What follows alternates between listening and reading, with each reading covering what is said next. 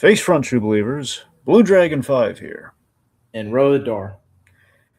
And we're talking Spider Man, but not the Spider Man you're on pins and needles for. We're talking about a different Spider Man, one that we can't even legally call Spider Man. We have to call him the Spider. We're talking Spider-Noir, the Nick Cage Spider-Noir show that that was announced. It was announced as an Amazon show, and we finally have seen it. We watched all the episodes, which dropped all at once, which was a really great surprise for me, and I think a lot of people. And we're going to talk about it. We're going to basically spoil the heck out. We're going to go through the episodes and have a nice in-depth conversation about this show. Before we get there, let's just kind of talk about overall, just kind of how we felt about the show. Rohit. Overall, it was surprisingly entertaining and well thought out show. It utilizes the elements of the pulp and noir genre to its greatest effect. The cast very much knows what kind of show it is, and overall in their performances and the writing for their individual characters kind of feeds into a relatively cohesive and pretty accurate to the overall ethos of the Spider-Man mythos. All right. So this is basically Sony doing a Spider-Man thing with Spider-Man for a change, which, if you ask me, is rather refreshing. Yeah, this came out on my birthday, and I was thrilled with the idea since they announced it. I mean, obviously, had they said an animated Spider Noir show, we'd been really over the moon. But for what is presented, like the idea of doing live action was such a heady notion. Like, oh my god, they're going to take it the next step, and they actually have Nick Cage to portray that Spider-Man. That is interesting. And as far as the spin-offs and the offshoots of the Sony Spider-Man stuff, this is the again, like not the mainline stuff, not like the live action movies and or the the Spider Verse films. Outside of like the main Spider Man kind of branded stuff, as far as everything they've tried to do, like kind of spinning off of it, which infamously they have historically not done well at all. This is easily the best thing Sony's done on that front, which is obvious because all the others are missing Spider Man and the ability to reference Spider Man. Um, we actually have Spider-Man here, which I think goes have a Spider-Man to work with here, and I think that helped. But beyond my rantings about Sony, I think importantly, still kind of entangled in the web of Sony's Spider-Man contract. I think importantly our showrunner here, Oren use Uziel or Uziel.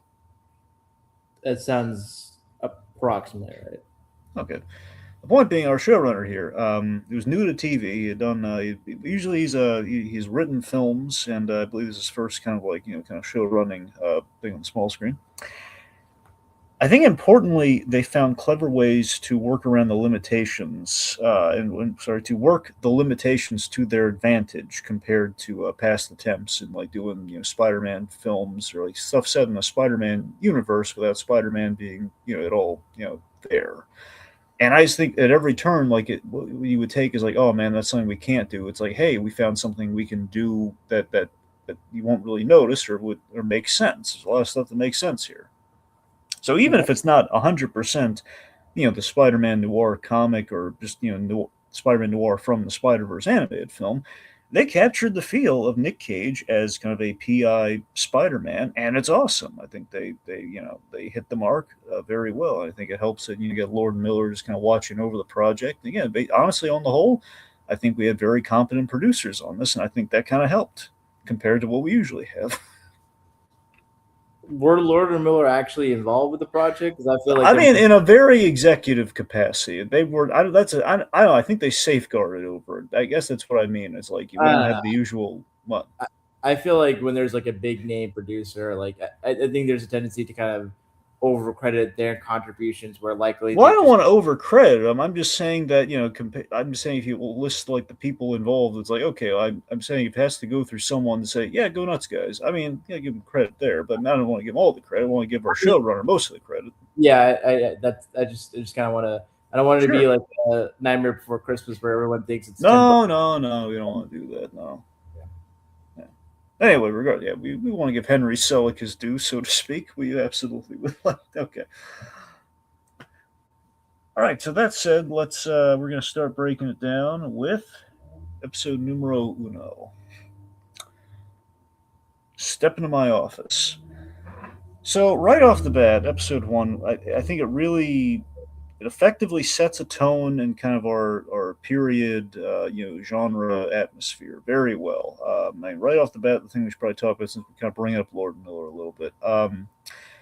We open with classic Spider-Man monologue, and in that monologue we discuss Spider-Verse a little bit. There's a little nod to Spider-Verse. Is like someone once asked me, "What universe is this?" So my take on this is that based on what we have in the show, this is basically a separate Spider-Man, Spider-Noir. Like it's not the one from the movies with the Rubik's cube and the egg creams who's fighting Nazis all day. This is And the not even like a straight adaptation of the Spider-Noir comics. yeah, well that too. I mean that's what I'm saying. So it's kind of like between those two, it's like maybe a third spy. I guess technically, kind of like in the vast Spider Verse that we kind of glimpsed in Beyond the Spider Verse. Wait, sorry, not that one. That we're waiting on that one. Across the Spider Verse. Yeah, it's kind of interesting that both Spider Noir has three distinct iterations, like Miles Morales has three distinct iterations with the comics, with the animated films, and with the Insomniac games. Yeah. So anyway, so that's the thing. So this one feels, I would say, there's a very separate Spider Noir given his origin story. Which I mean, if you need, basically, if anyone needed a pinpoint or wanted to try and equivocate, like, well, no, it could be, the Spider Verse. Well, technically, it can't because when we do like the quick little gag of like Noir's backstory, when we do all three of them at the same time in the first Spider Verse film, it's very traditional in terms of like getting bit by the spider and everything, which and my Uncle Benjamin getting killed, all that kind of stuff, which obviously we deviate from substantially in this version. So very clearly, we're doing kind of a. So I like to think that he probably did have like kind of a Spider Verse encounter, but that does not make him like the Spider Noir we're all familiar with. So Yeah, and also like that animated Spider Noir is always black and white, which is yeah. why the whole Rubik's cube thing is the gag. Mm-hmm. And in this universe, we have the option to see it all in black and white, or color, or back and forth depending on how you feel. I really like that choice. I don't know about you. I mean, look, obviously the version to watch it. I'm assuming you watched it this way too. Did you switch or just stick with black and white? When I initially watched, I thought black and white was better, but then it's like, well, in daylight, it's in color. I'll have in color, and the night scenes will have black and white to add the noir aesthetic of it all. But eventually, I think I just had it all in color because I think the costume work and production design is such a level that like it feels kind of bad to not notice the visual glamour and poppiness of it all if it's all in black and white. And also, I feel like as the show progresses, and this is not the thing I call it as a critique or problem. I think since once the show kind of went further away from being a traditional like noir show, and I don't think it's an issue, it became more like a pulp, like crime show. I felt like I could appreciate this being kind of this tonally similar to like 90s Dick Tracy movie in Gotham, but obviously like better written than both of those projects. Right. Yeah, but I really like that they give you a choice, though. I like that they kind of realize, okay, Spider-Man Noir clearly black and white is kind of the go-to, but by the same token, though, modern audiences sometimes they don't really go for the black and white, but having a color, not just a color, but just like color. We're not just colorizing. Obviously, it's not. I'm not saying we're colorizing it, but it's kind of interesting that it's kind of like an equivalent to that is like we're going to give you like kind of old-fashioned Technicolor, so it helps the visuals pop, which is kind of a thing all the color corrections in Hollywood these days. It's very much kind of like this constant thing that it's always an uphill battle to get actual like vibrant color on there, you know. Hmm. So it's refreshing either way. I like you can't really miss with either version, but you know, I mean, you know, black and white. We're all used to it with noir. I think it added to it based on like character wise where our Spider-Man is coming from and the fact that you know he's patterning himself off of movies from the 30s and you know Nick Cage himself. You know, it's very much he's dialing into like kind of the old 30s black and white film. So it felt most appropriate to watch it. Now, at least that's just my take, but again, it's nice that there's an option. Anyway, so our opening montage and just kind of the overall monologue that catches us up to what to deal with our Spider-Man here is so it's actually like I said, actual Spider-Man for a change, swinging around, which is so refreshing and like kind of a non like you know big screen kind of thing with Spider-Man. Uh, his Gwen Stacy equivalent was Ruby, so he had a love of his life, Ruby, and she died rather tragically in a drowning, which again visually you know it's kind of a neat little. Again, it's a neat way not to just to do like the Gwen Stacy fall to her death, but it's kind of like you know it's a visually memorable thing, still out of reach. You know, I don't know. It feels very again. If one could say if you know him battling with the drink loses the wife to the drink and or the fiance to the drink in more ways than one. Thought it was interesting. Hmm. It's oh, you go ahead. Well, no, I was going to also say, you know, from her we get the we coin the with great power comes great responsibility, which is well, again we're getting it all out of the way up front, and I really like that, and like the pacing of that. Like episode Hmm. one, I think is very well paced, and it feels very much like it's a great premise, great kind of. I feel with Spider Noir the show and kind of how we approach it. There are a lot of shades of Jessica Jones in it, and I really appreciate that. And kind of like Jessica Jones, we have a very solid pilot that is basically about a reluctant hero, kind of like in for an adventure. Uh, I was gonna I have to say like the way the show starts off, it's kind of funny that like it's sort of a better it what it does in terms of the retired hero coming back into action is just a lot better. Obviously, because the show is like more cohesive from the jump as compared to Daredevil Born Again, and just seeing the kind of comparison between the two, like two street level vigilantes kind of coming out of retirement, both having professions that lead them to interact with the criminal element of their respective cities is kind of a the parallels be what there are. I just appreciate just the embrace of the tone. It's not nothing's done with any sense of irony or detached engagement. Everyone's really being sincere and going with sort of that the noir pattern. I really appreciate that Nicolas Cage, for as much as doing his Nicolas Cage thing, it works the within the setting that he's in.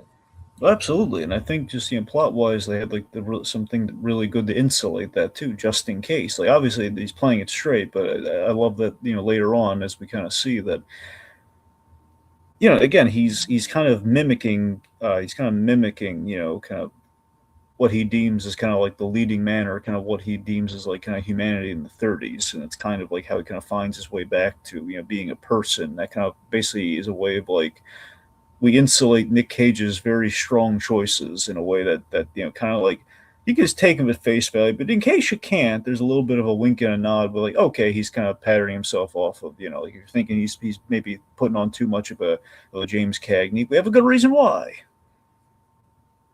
Mm-hmm. Yeah, it's kind of like, I thought it was, anyway. But that's the thing. So I mean, Nick Cage in real life, he loves old movies. He loves the classic, not just the noir, but we're talking like German expressionism. He loves Cabinet Caligari. We know this for a fact thanks to that thanks to that unbearable weight of massive talent movie. But yeah, that's the thing. He's very much a film scholar. Nick Cage in many respects. He's got very very very unique film taste. And I like that it was kind of factored into the construction of the Ben Reilly character. Speaking of which, the name Ben Reilly. Again, this is what I'm talking about. We have a lot of really good like Sony loopholes that I really appreciated. That okay, we're going with Ben Reilly, which if you're going to go with any substitute, that's one from the comics. It's a really good one to go with the whole like dual identity, and especially with like we can't have Spider-Man. What's the next best thing? Well, the clone of Spider-Man, Ben Reilly. Not that we're doing any cloning stuff here, but it's just if you need, as we learn later, we need an assumed name. That's a perfect assumed name for Spider-Man, and we have a little great kind of setup later on that perhaps the name was changed from the original name. Yeah. Anyway, let's see. So I want to circle back to the great power, great responsibility thing. So I really like that we kind of take, like he could have learned, traditionally with Spider-Man, we do the origin, you know, Uncle Ben's wise words were with great power comes great responsibility. And, he takes those words and he does something positive. He kind of honors his uncle by kind of taking that into the world and just kind of living by that. Now, here it's less moral. It's less he took the moral away from it and kind of did something positive. But it's more of like, no, it's kind of a tragic, like it's a sobering lesson kind of thing, only with a less sobering effect, I guess. It's the it was kind of like the life. It was kind of this tragic lesson that he learned with great power comes great responsibility. And because I didn't heed by that, I lost someone, and now I'm going to wallow in it for 5 years. And I don't mean that in a negative way. Just goes in retirement for 5 years and he takes up PI work, given his previous. They don't really outright say it, but I'd like to think he may have done freelance photography for the Daily Bugle. But they don't really. I don't need it to be that, but it'd be kind of neat if that were, and that's kind of how we met Robbie in the first place. Yeah.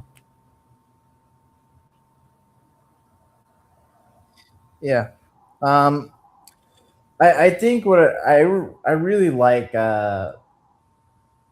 his like the supporting cast with Janet and Robbie Robertson. I think they're just really fleshed out, and it reminds me sort of a thing that people have criticisms of for other Spider-Man projects, where it's like, oh, the supporting cast just they're not really, they don't have kind of their own like interior lives of their own stories, and we don't really. And I think the only Spider-Man project in recent memory where we get to see the supporting cast like have their day in the sun is like the Spider-Man freshman year, or it's not you knew which animated Spider-Man show I'm talking Yeah, about. friendly neighborhood Friendly Spider-Man. neighborhood Spider-Man. So I think it's like not only is Nicolas Cage like kind of playing this very burnt out, sardonic, cynical individuality who's just kind of washed out and all that.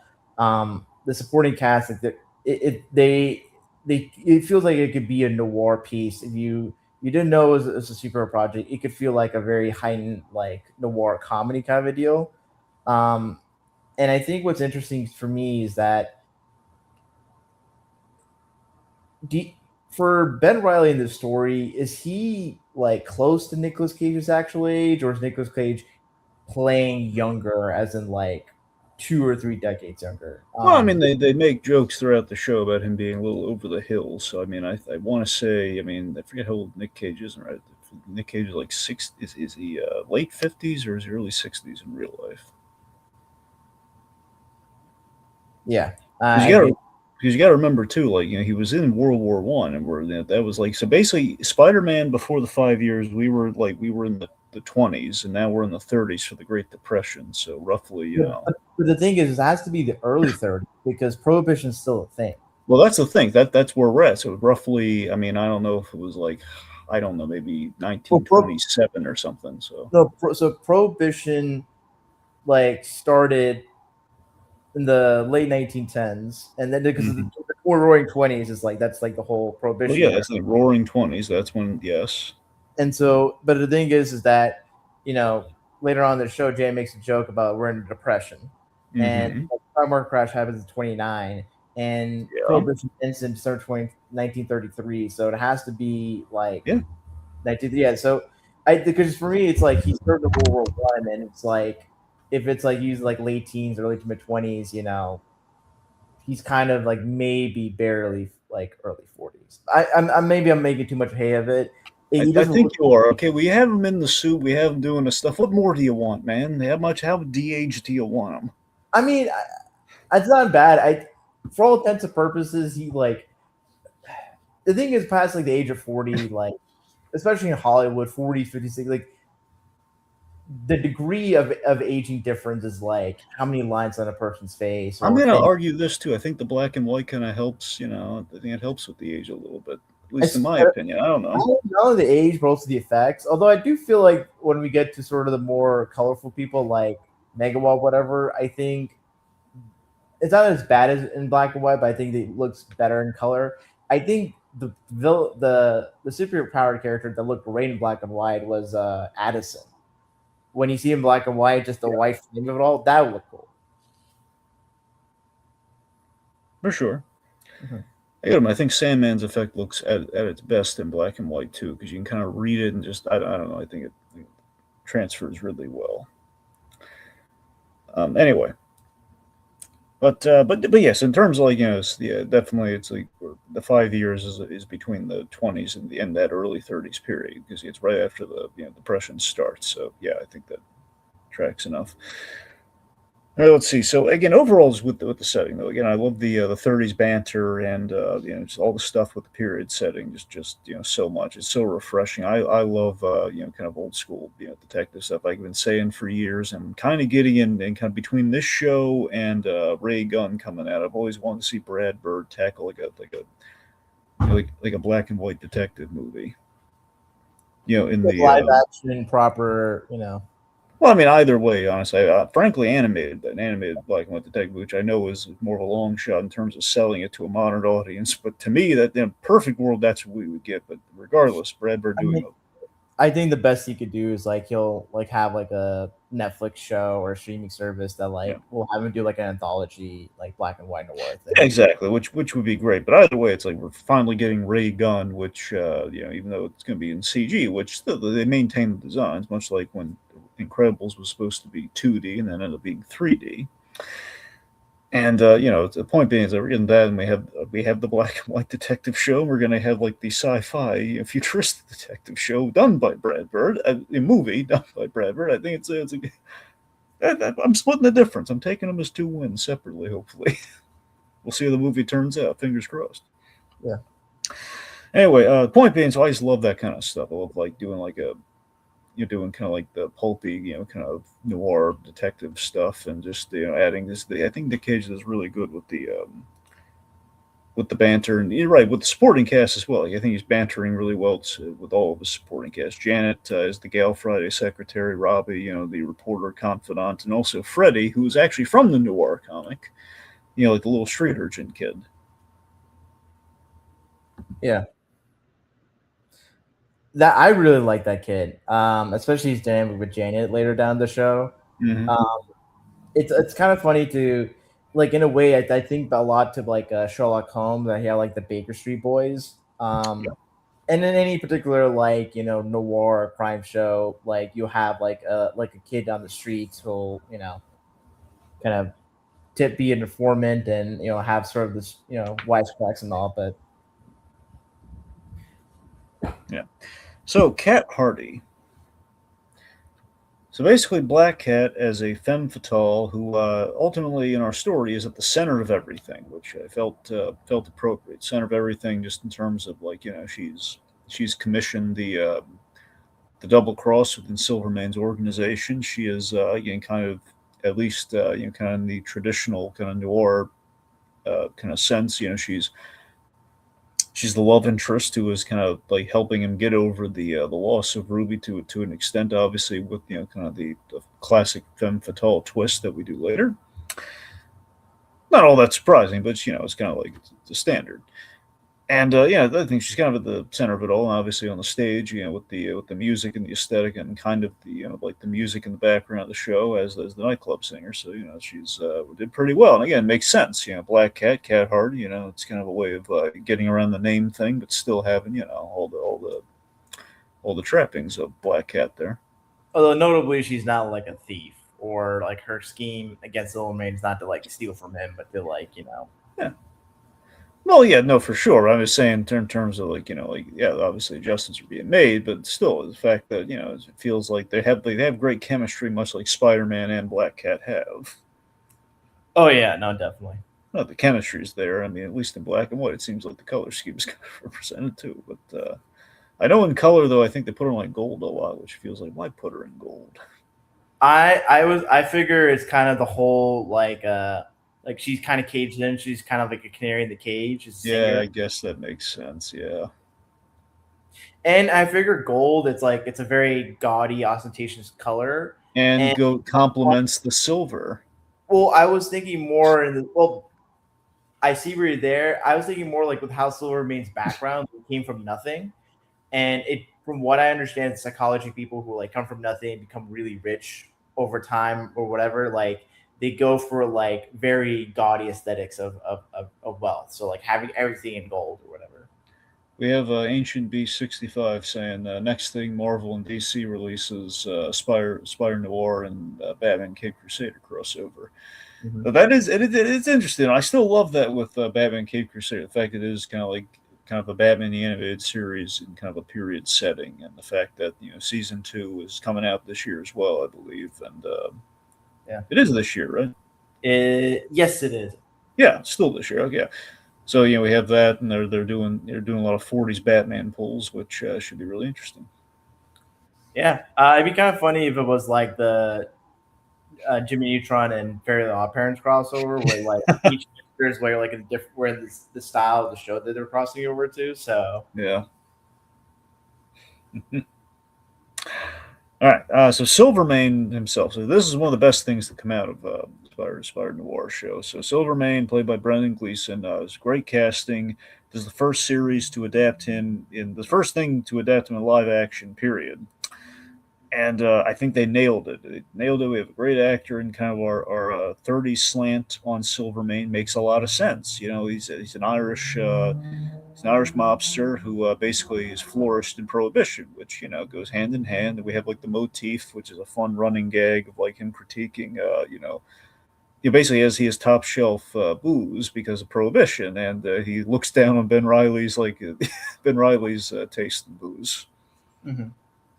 I don't know, but yeah, so Silvermane, and he's been his house has been burned down. And he wants not just revenge, but he wants to know who's been trying to take him out. And of course, our method of doing so was Addison. Addison, who basically this is what my main gripe I have with the show. It's a minor gripe, and again, I don't know how much of it is like enraptured in the in kind of the tangled Sony contracts. I don't think it is. I think it was just a choice that they made. But Addison is not Molten Man for the second time. It's like we have a chance of doing Molten Man and we don't do it.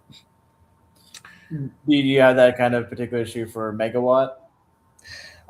Yeah, to a degree. Again, like I said, Megawatt is technically from the comic. Basically, we're finding ways to either do an original character in Spider-Man products, in Spider-Man things where we can't like between.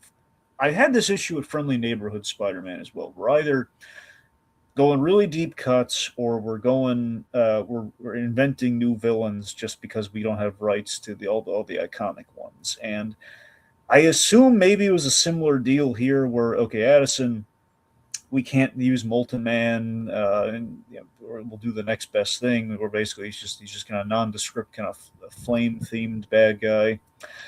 And Megawatt later on, Megawatt is I think he's like a deep cut Marvel character. I don't even think he's a Spider-Man villain, but I could be wrong. No, he is a Spider-Man because his Okay, first so he is a Spider-Man Spider-Man villain. Unlimited issue 2.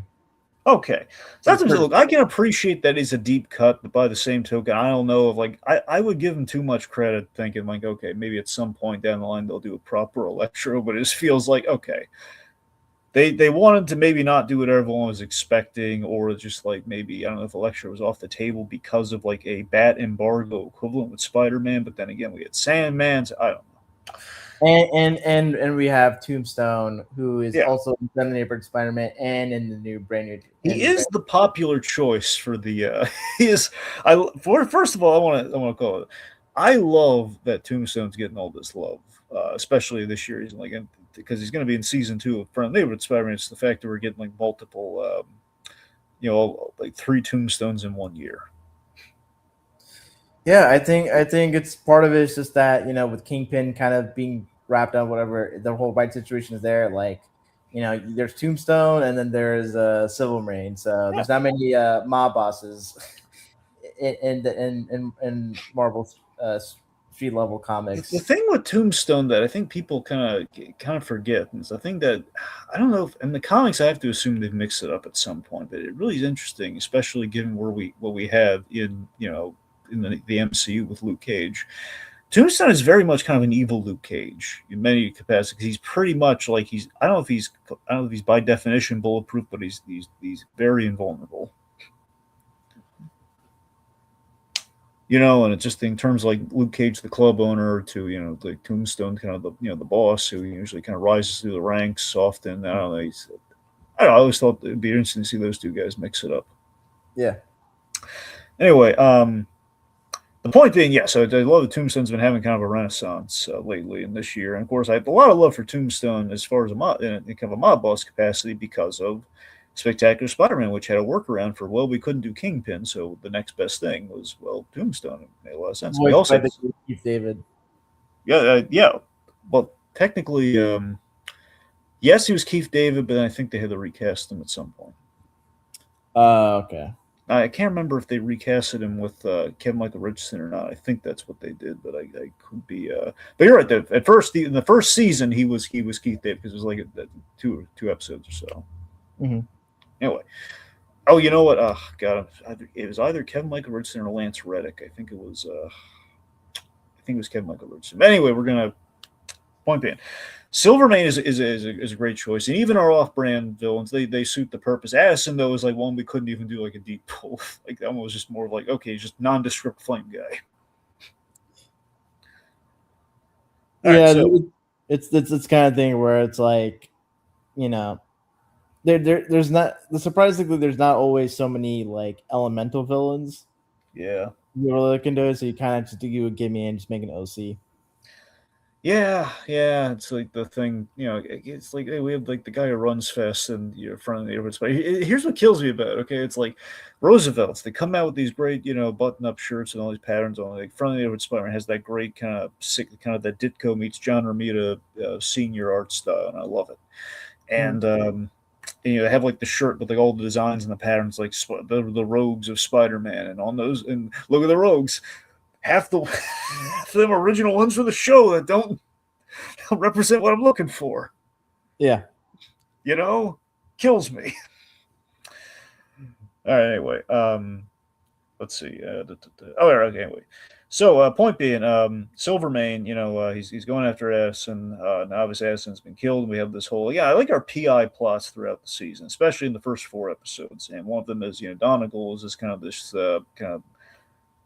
less skilled PI that Ben Reilly he shows some camaraderie to, and he tries to save him because he knows that okay, well, once the word gets out that Addison's dead, he's going to know that we strong armed Silvermane, and Silvermane's going to want retribution. Basically, poor I love the scene where Silvermane kills Donegal, where basically he's interrogating him, but he's kind of like again he's all business, but he's very cutthroat, but he's business at the same time. Whereas he's not going to make the guy when he's on the scene, he's not going to make him suffer and everything because he's already been softened up, or just the fact of like, okay, look, the guy's clearly afraid.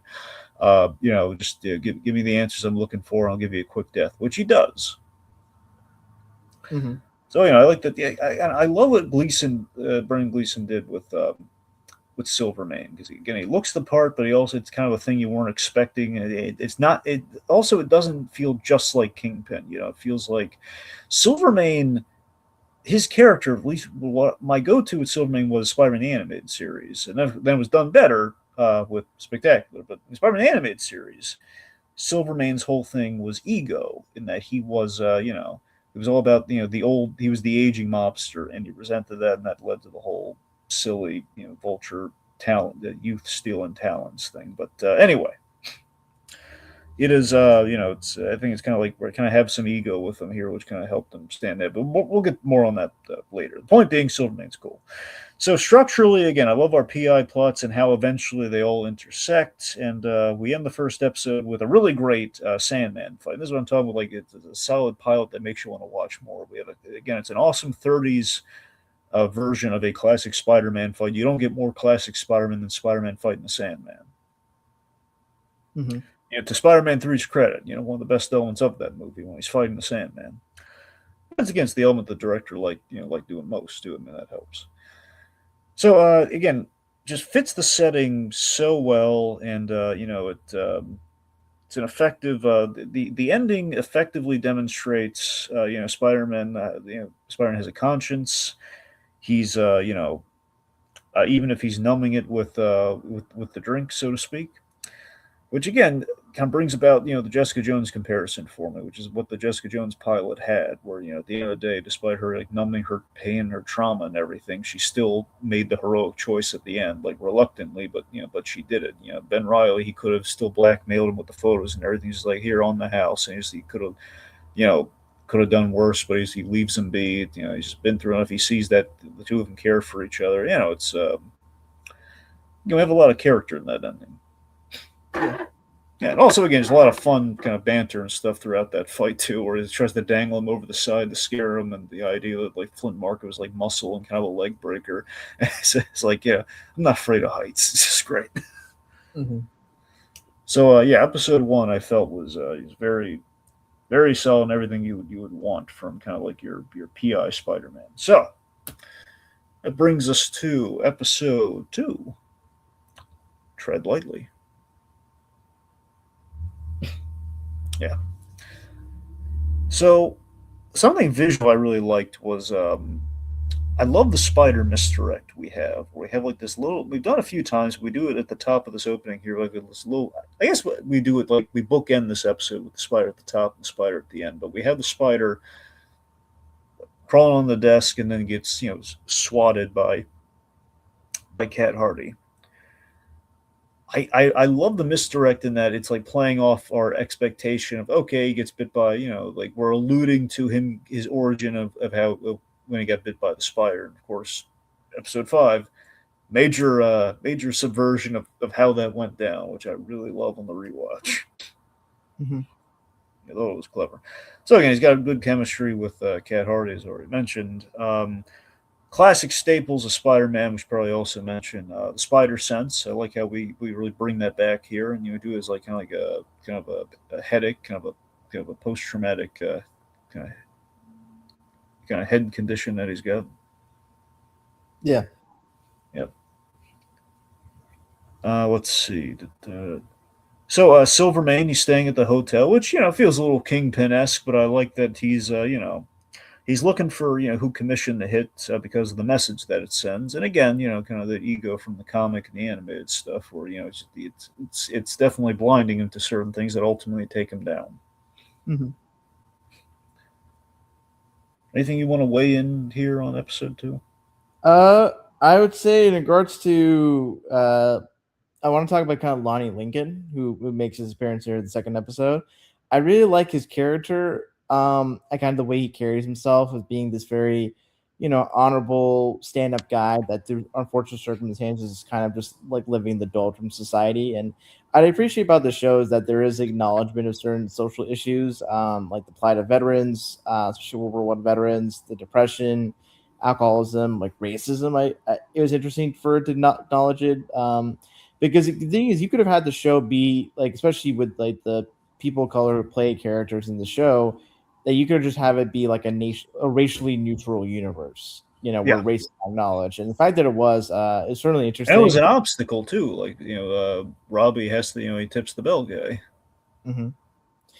And I do my one criticism though for Lonnie, when he does kind of become the Tombstone, this design just doesn't feel Tombstone like at all. Tombstone is okay in Tombstone's defense. Sadly, is a very hard character to adapt in live action. The unlike basically, even with the new Spider-Man movie, they basically cast like the only albino actor that we have. Who also played the like the one albino crime boss in DC. That's the thing, That's they get him, and luckily that guy can also act, and he was really good in Black Lightning, thankfully, and they put him in Spider Verse, so that there's a precedence. I mean, these things are tracking, but by the same token, though, it's like I always pitched. I remember I did like before one was just kind of the obvious thing. Well, let's just cast like the only working albino actor in Hollywood, apparently, who is good. Mm-hmm. I always thought, I mean, short of like, in a perfect world with Keith David, but basically you would have like an actor, like a black actor, and we would do the thing kind of what we did in Friendly Neighborhood Spider-Man, where less through chemical means, more through, I would have him like he has, we do kind of what the Joker did Batman '89, where he's at the museum randomly, he's trying to have like the kind of a more human appearance, not the freak out Vicky Vales. He's putting the moves on her. and they use like the grease paint effect, where basically he's wiping it off, and we see the white underneath. So Yeah. basically, that's what I would suggest we do. That basically he's self-conscious about it, and he's basically, during the fight with Spider-Man, we'd see all like the white streaks and everything from the impact and the punches and all that stuff. And that's how we would do Tombstone. So you can Yeah. cast whoever you want, and you'd be able to kind of like have that maybe over, that kind of thing. Like the hands would be Although white, and like smudges on the face. I see the the value in that kind of idea. I just think in light of the fact that albinism is a real thing, Yeah. especially for for Black Americans, it's like I don't know if it might come off as a potentially insensitive to just like, all right, you're gonna have a black actor basically in whiteface. I obviously it's not like that to that extent, but I guess for all intents and purposes, when there is that one albino actor and he does such a good job in that one other part and he's available, he's not got probably not got anything else going on, then Look, I'm not saying I'm not saying we shouldn't cast more albino actors. I'm just saying I have nothing to judge from because we never cast them. We never have any.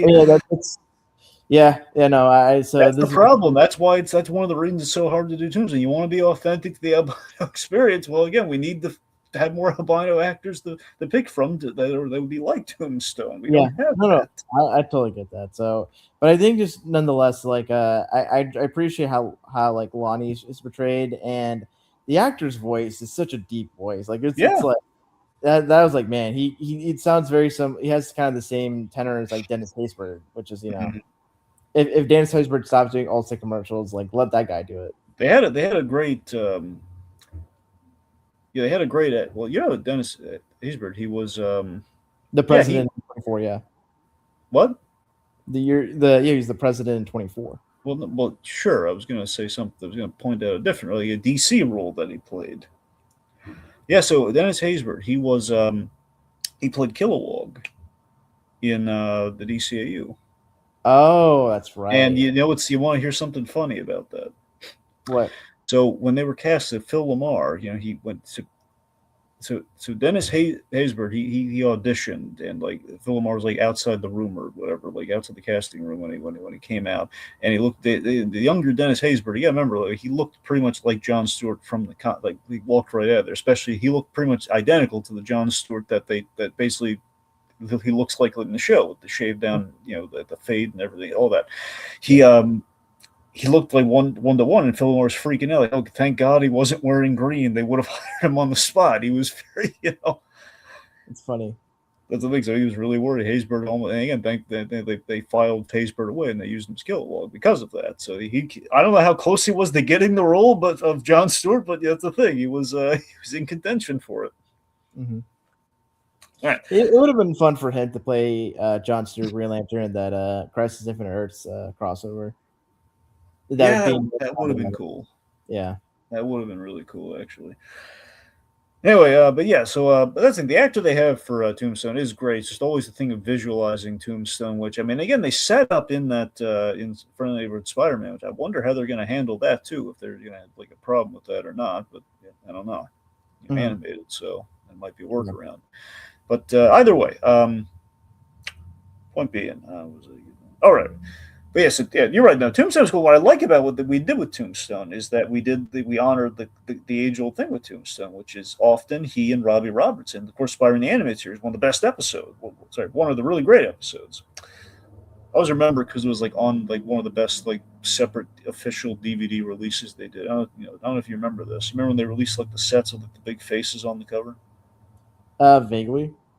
Yeah, and one of them was the Daredevil crossover. And basically, you get 4 episodes per disc, and you had like the the 2-part Daredevil episode. You had the Alistair Smythe, origin, and you had the Tombstone episode, which is basically him and the backstory between him and Robbie Robertson. The idea is they were friends, and Robbie kind of leaving him to ultimately, Robbie kind of like abandoned him, and that led to his life path, which turned the Tombstone. Basically, he got wrapped his son in the gang culture, and it was a really good episode. The point being, like, the two of them have history, which is from the comics, and sometimes it gets adapted. And I like that here we have honored that kind of friendship to a degree here, where in this case it has a much better, a much happier ending for them. Where they kind of helps him with the investigation while he's in Hooverville, which is a real thing from the Depression era, by the way, kids. Mm-hmm. Like kind of this kind of like the homeless encampment, but not like the way we think of homeless encampments. This was like like the people have been laid off and like like just freshly out of work kind of encampment. People are just like the kind of the birth of downtrodden. See, one could argue, at least for like the blue collar, kind of the blue to white collar guy going to poverty. Anyway, but yeah, so done with Lonnie Lincoln, the fact that he helps him out later and he kind of wants to make amends for kind of screwing the guy's life up a little bit worse. The fact that we do have kind of like the post-war veteran thing with Tombstone. It all tracked very well from. Okay. Like, as far as the episode goes itself, beyond kind of our character introduction, uh, I have like little touches like Janet bribing the cops with food, which is nice, and that gives our lead with the photo, the photo from France with all the POWs. We learn later, Mm-hmm. because all these people, all these powered individuals are so far coming from this photo. Uh, Ben Reilly kind of pulls out I love the Tai Chi joke. Like on the rewatch, it's really funny. It's the idea that he's instinctively he's about to do the thwip, but he's like, it's Tai Chi. Helps relax you. I mean, apologize for for punching the guy in the nose as he makes his escape. So again, I think Nick Cage he's having fun. He's killing it. For his first TV show, I think he did an excellent job. Yeah, and it very much works to like his strengths as an actor. Yeah. So Silvermane's thugs scare Janet, which then leads to the return of the spider, which of course then leads to getting the spider back. He basically buried his costume, didn't put it in a trash can like Spider-Man, like Spider-Man Noir, but he goes as Pete the maintenance guy, which him wearing the glasses and call himself Pete. It's got to be a bit of like a tongue-in-cheek Spider-Man, just a little bit. Also, I think the look that he has is kind of like it's a fun. It kind of reminded me a lot of when Nick Cage was cast to play Superman, and I was like, oh, this kind of look like he was doing like a 40 Superman like project. Like this is kind of be interesting look he has for Clark Kent. It's also very Harold Lloyd in terms of the look with the old film influences too. Oh, that's a good callback. Yeah. Yeah. But yeah, I love that couple comes back too. Speaking of which, later on, like during the fight, so it's it's just the couple that moved into his old apartment. Anyway, yeah. So he's got the suit back, and anyway, so the convoy scene is no joke. I think one of the best, one of the highlights of the season, man. I love the convoy scene. It's like all the stuff you've been missing with Spider-Man. It's like he is on fire. He's quipping. He's quipping all throughout the scene. It's got some really good action, like him flipping over cars with the webbing and everything, and like him taking out these guys. He's using the spider sense, like all the folks. I know it sounds like, well, duh, he's Spider-Man. Of course he's going to do that stuff. You got to remember, folks. Sony has starved us on Spider-Man outside of like outside of the movies. Okay, this is a big thing to actually get away with Spider-Man in kind of a non mainline kind of thing where we have to cross him over all the other Spider-Man, or we put him in the MCU, or is looking back on the films that we've had for decades. It's kind of refreshing to see new Spider-Man stuff in live action. Oh yeah. Anyway, I love this scene. I love how he and Silvermane interact, and I love it throughout the show how both he and Ben Reilly interact, and he and the Spider interact like they're kind of old friends in a sense. He's like offering him a drink, and he's just like, "No, I want you to lay off Reilly. I owe him a favor," and you roughing up his secretary. It's not going to help anything, and it's a great little he threatens to kill him. This Spider-Man, he's not afraid of bloodshed. He is, but he's not going to. He won't directly. Well, I can't say he won't directly do it, but it's like not his go-to option. But he's not really making any bones about it. Like he's a Spider-Man who, again, you got to remember, the Spider-Man Noir. He basically carried a gun in the comics. I think he was also lethal. I don't know if he was how lethal, but he carried a sidearm, which he doesn't do here. But it's a good meeting in the middle. Like those guys are going to shoot Tommy guns. If they end up taking each other out, he's not going to lose sleep over that because they shot him. It's the morality of not like a noir detective or even a pulp hero like the Shadow and the Phantom. Also, kind of tracks the moral ambiguity of your actions line from Spider-Verse. Oh yeah. Yeah. Anyway, So I like there's consequence though. Again, he does this, but botches the sting operation that might have stopped Silvermane. Mm-hmm. So it's great. Yeah, that's like classic Spider-Man. It's Yeah, like no good deed goes unpunished. exactly. Which I loved it. So that's what I'm saying. Like the episodes again. So episode 1 and 2, I think honestly, I don't necessarily think I don't think we have a bad episode in the bunch, but I think our first 4 episodes, I think they have really good momentum. If that makes sense. Okay. I mean, I could be wrong. Yeah. How about I think like I think what's interesting for the whole consequence thing. It's like not only is it in line with the Spider-Man, no good he's going as punished, but I think it's kind of like typical of like noir stuff. Um, No happy endings, kind of a thing. yeah, yeah, yeah. Yeah. Sometimes you make the situation worse before it gets better. Yeah. All right. With that, let's transition to episode 3, which is one of my favorites. I love this episode. I think the writing on this is very good, and honestly, it's interesting. One of the writers on this was Stephen Lightfoot, who worked on the Marvel Netflix stuff. Mm-hmm. Yeah. Double Cross. I love this episode. It's the third act of this episode, particularly. It feels just like I think. I think episodes 3 and 8 are some of my favorites, not counting the pilot. And I just I love because their climaxes feel pulled right out of 30s movies. And I think that's like basically I guess the conception of episode 8 with like kind of setting it mostly at the club for kind of this kind of laying in wait feels very 30s and 40s esque to me. And this ending feels like like a really well written kind of like 30s movie and kind of this double cross caper that Ben Reilly's kind of planned out here. So episode 3, we get the POW lead. Basically where Riley kind of puts 2 and 2 together. Like, wait a minute, so these, they're all these people. Like, they were pulled from different units. And the only reason they would be taking the picture together is if they were maybe liberated. So that's the lead he's chasing down. Silvermane walks in. He hires Ben Reilly to find who the rat is in their operation after the sting operation that went down. Again, consequences, like you said.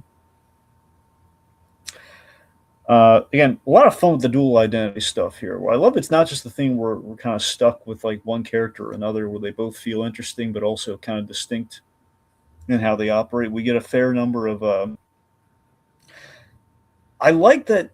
I guess to pull a Born Again comparison, not to knock Born Again season 1, but just the fact that by episode 2 we put him back in the costume. We get him out of the retirement by episode 2. Mm-hmm. Now I know we got to miss Daredevil for him to come back. Season 1 of Born Again. I get that, but I don't know. It just felt like keeping it to a minimum and having kind of a montage, just kind of getting a good feel for like how life has been. Kind of in that 5 years. I think we really kind of like I think we conveyed that pretty well. And with that, I think Ben Reilly is interesting, and it's the thing with Spider-Man where you care about Peter Parker who happens to put on the Spider-Man costume, and if you're doing your job right, you're going to care about Peter Parker. In this case, Ben Reilly, just as much, and you're going to be caring about him when he has that suit on, and I think they achieved that. Oh, most definitely, and I think it helps that like Ben Reilly, as even though he's not like a superhero, he's still like a private investigator. He's doing stuff that involves himself with sort of the grand conspiracies and big things going on in the city. Yeah. And yeah, I like that. Like Silverman really kind of respects Ben Reilly for like how gutsy he is, because as we kind of established later on, Silverman is very much a gambler, so he likes a guy who takes chances. Mm-hmm. So, like I said, I like the whole like the booze runner between those two guys.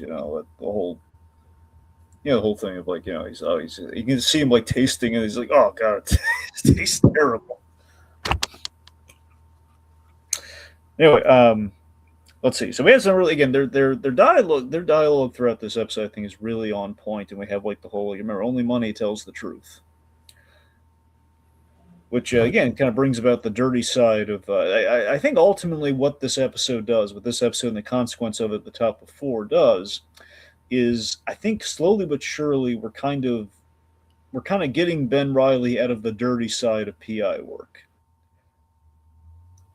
Like the kind of steering more back to the light to kind of like more vigilante activities, and not so much like he's going to give up PI work clearly by the end of it, but it's kind of like be more selective with the cases, because we saw in the first episode, he's seeing cases that he knows are going to end badly, those are going to not end well, the blackmailing, the taking the pictures of the adulterers, that kind of stuff. He's kind of seeing like they're going south, and he keeps giving the money back. So it's like reluctantly, he's kind of like he's on the path of like doing the right thing, but he's not there yet. He's still trying to serve his self interest. I think this episode kind of is kind of like still kind of ushering him towards that path of like, okay, maybe I should be more selective in taking the good cases.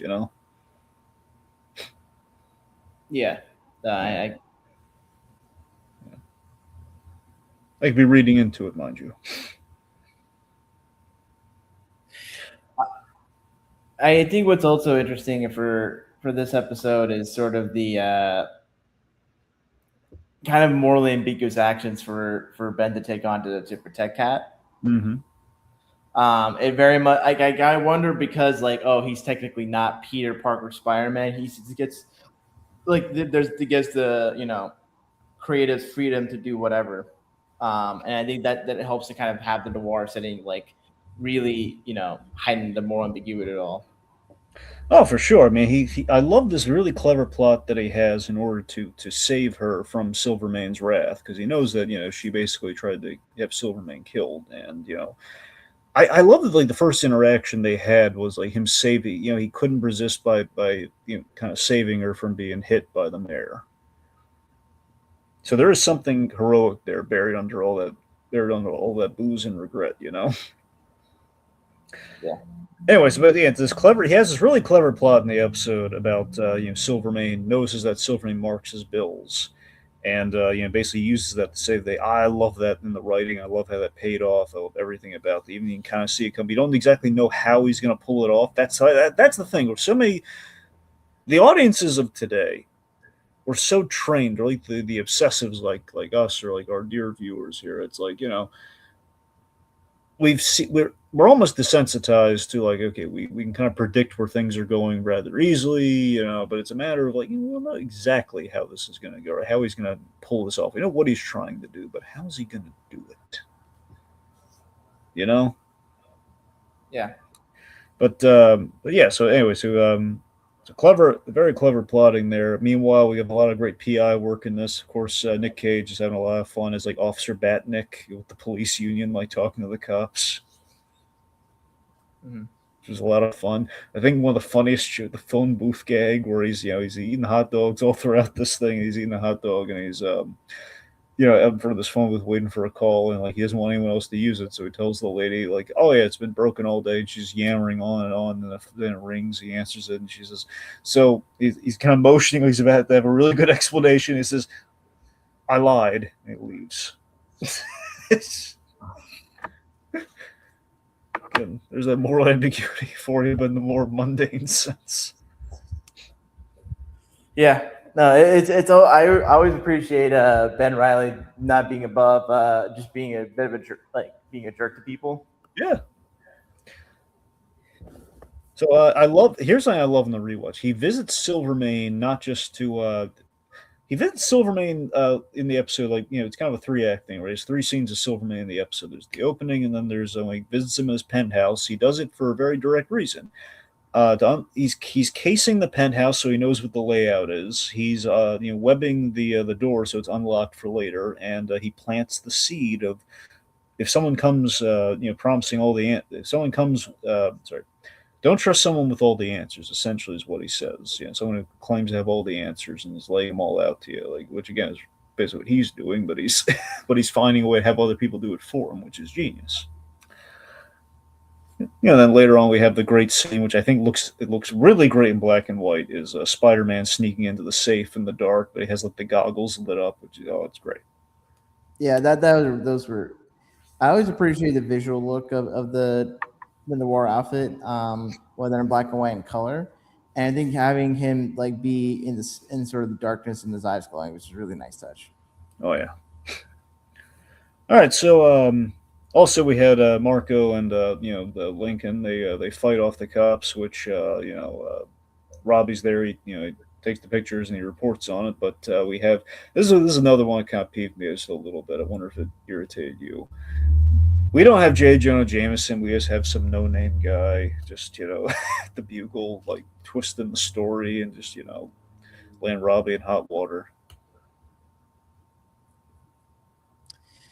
Yeah, I always appreciate that for the other characters. The consequences of their actions kind of impact Ben and vice versa. Yeah. No, but still, it's the fact it would have been kind of interesting if it were J. Jonah, but it's making a no name. Yeah, I think the show is like, because of sort of the boundaries it has. I think it's got you know, I think it has its own unique identity, because I feel like if it were to go to sort of the more traditional or main Spider-Man mythos stuff, like you're gonna have like comparisons to like other iterations and all that.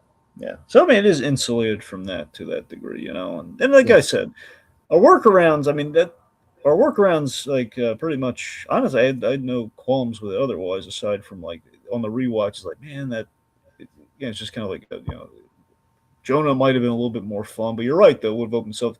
A part of me wishes it was still J.K. Simmons because that would have been like a fun running gag that no matter where we go, we still have J.K. Simmons as Jonah. Mm-hmm. But anyway, no, but you're right. What a stole focus if they did this. I get it, but it's just a matter of like all of our workarounds for the show thus far have been really like they've been really solid or they've made sense. Like the spider is more or less, it's like what bad guys would call him. So people would call him in shorthand, the spider. It's like like the the devil of Hell's Kitchen, the bat, that kind of stuff makes sense. Yeah. So the payoff to the episode I thought was great. We saved Cat from Silvermane's wrath with this double cross where Winston, his number two guy, basically his Wesley equivalent, is using basically he's used the widow that was trying to strong arm him for trying to blackmail him and paying him off to protect Cat.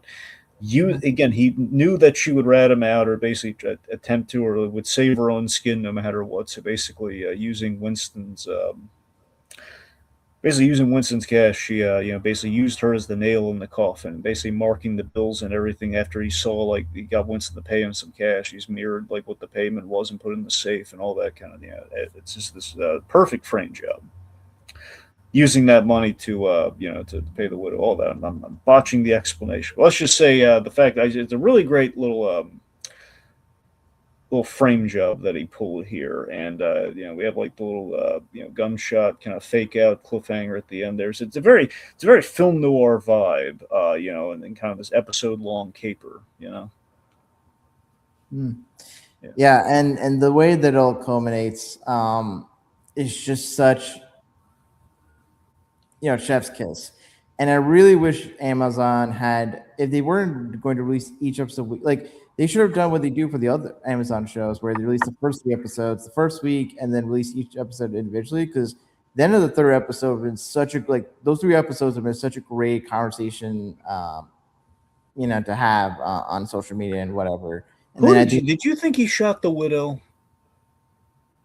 No, he shot. No, I know I know he didn't, but I'm saying with the way the episode ended, before we find out who he shot. I mean, did you? The show? No, the show would not have been ambiguous about that because the fact that they showed the other guy getting shot, like if the widow was shot, they would have shown it. Yeah. Yeah, like the show. Well, I mean, I know we showed the body in the top of next episode, but don't you think we will like? Do you think it should have been like the widow's body in the top of? You think the widow should have been the one to be killed? Is that what? Well, I guess what I'm getting at is like with the way the episode ends, the gun shoots somebody, and if like what you're saying is okay, like between this week and next week, you had it aired like that, and you're wondering, oh man, who was the other person that got shot? Obviously, few people I'm sure would genuinely bet it would be Cat, but like I have to wonder though, like to me, my money was on the widow. I really thought between episodes for a moment, like man, he probably shot the widow because she's a witness, and I don't know. That's who I thought genuinely was going to be shot. Yeah, but I think the way she kind of operates, it's like I feel like she wouldn't if she would have been kept her mouth shut. She paid, and she would, Yeah. Yeah, it's kind of weird that they didn't like directly address her, but my assumption is she just kind of just like left town or whatever. Well, yeah, I mean, she's smart, but Yeah. okay. Uh, with that said, let's go to the next episode. Let's go to a mistake I'll never make again. Mm-hmm. So, yeah, we see Ben Reilly and Silverman getting chummy, drinking together at the club, and again we get some drunk Ben again. While Cat's kind of traumatized from witnessing death up close, we have the drunk Ben Reilly comedy. That I always appreciate drunk Ben Reilly. Yeah. Let's see. So, Janet, she's teaching the boy on the side, which is kind of endearing. She's trying to teach the street kid won't go to school, so she's kind of trying to educate him a little bit. Mm-hmm. Yeah. I love the continuing gag of the wobbly table. Yeah. Okay, let's see. So, are you familiar with the show Sugar on Amazon on Apple TV? I know it's a show with where Colin Farrell plays the lead in that, but I don't think much else about it. Yeah, that's good. That's a good show. I don't know how the second season's going to turn out, but the first season was really good. I really Mhm. liked it. Anyway, so there's kind of a I don't want to spoil Sugar for you, but let's just say there is again, Ben Reilly at the movies, kind of studying the movies and kind of learning from it and enjoying them is kind of something that feels very kind of out of that show Sugar, where it's the idea that he's just again he's trying to relearn his humanity, from the movies. And again, that's how we get the Cagney voice and everything. Again, like I said, smart justification for Nick Cage's broad choices, which I like that we kind of show the demonstration of that he memorizes these movies, he knows these movies. I mean, it feels also like it's kind of Nicolas Cage, very much of a Nicolas Cage to be just like putting on a persona or like watching movies to think of how to play a character Yeah. or an affect. So yeah, I think like Spider like Ben Reilly, the Spider of the show, is as much of like Nicolas Cage putting his stamp on on this character and his mannerisms, his like overall vibe, as like RDJ's like stamp on Iron Man. Well, yeah, I mean, I really think I don't think he would have. I don't think he would have taken the role on without that element and without episode 5. Wait, 6. Sorry, episode 6. Mm-hmm. I don't. Without those elements, I do not think he would have taken on the role. But more on that later. Mm-hmm. So Silvermane, he rewards Flint Marco's loyalty, which again is the elements that make Silvermane interesting. Where there's a little bit of ambiguity there, like is only because he kind of needs people he can trust, and he needs muscle. But it's like the idea that he's this cutthroat mob boss, but it's a question of like, is he loyal because Marco serves his end, serves his end, which and he rewards that loyalty, or is it like a matter of like he wants the power that Flint Marco has, and he wants that as muscle for him. Yeah. So I don't know. I like to think that it's like Silverman does. It's like he respects power, and that he kind of like, which is kind of why he respects the Spider to a degree. It's kind of how I read it. But I could. It's unclear, but it's nice that I really like that Flint Market does genuinely kind of like Silvermane, but as we reveal, he loves Cat. He would easily betray Silvermane for Cat. Yeah. Yeah. So Silvermane, he's going up against the mayor, and mayor is the mayor, Mayor Morris. He's an MCU pull. That's Michael Kostroff playing him. Kostroff was he was I'm blanking. I think Dr. Noah Bernstein. It's Dr. Bernstein from Luke Cage, the one who turned Luke Cage into basically gave Luke Cage powers. Same guy. Yeah, no. Oh, that's right. I completely forgot Oh about yeah, yeah. I believe it's Noah Bernstein, but yeah, that guy. That's the doctor. That's him. It's always kind of like fun. Like, oh yeah, I know that guy. He's a character actor. He's in a lot of stuff. So it's kind of Anyway, Oh yeah, no, basically, that's. I thought that looks like that guy, but with a mustache. And I was like, oh, that is him. Mhm. Yeah. So I love Silverman gets so upset over like the police chief snubbing him for the mayor, and he basically takes Marco there and just kind of like show. But plot wise, I like that him going to war with the mayor because it's something that really makes sense in that if the mayor's platform is putting an end to prohibition, that cuts into Silvermane's profits greatly, and that's in history that's ultimately what happened. Prohibition goes away, so Silvermane. If Silvermane's whole thing is that he's an aging mob boss, and if we tie we tie that element of his character into he's kind of becoming people think he's going soft or he's becoming outdated or like his usefulness is coming to an end, his empire is coming to an end because we have tied it to prohibition, which we know goes by the wayside. That that makes a lot of sense for him, and I love that, and that presents a really good conflict where the mayor, despite being clearly bought, having his election bought by this by Silverman, giving money to his campaign and greasing the right palms, Mhm. he thinks if I cut ties with him, I can cut ties with the mob. Like if I get rid of, if I basically, I put him out to pasture by getting rid of prohibition, I can cut ties with the mob, underestimating Silvermane, which is clearly a mistake. Mhm. And but I do think it's like, how can a mayor plan to end prohibition? Because it's literally a constitutional like amendment. Like alcohol was banned by the Constitution, and then we had to pass another amendment to I don't know if this was if this universe has different ways of going about laws, but that was just my like in my head. It's like how can you promise to make How do you change that law?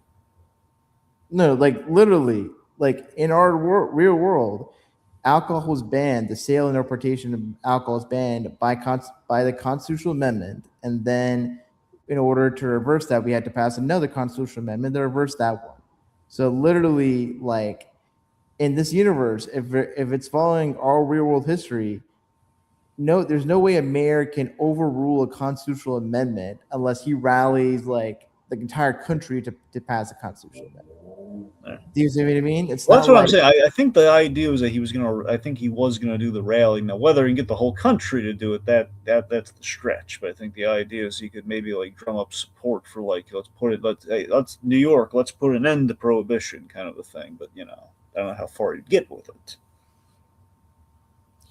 I think it'd be one thing if it was like, oh, like I don't know.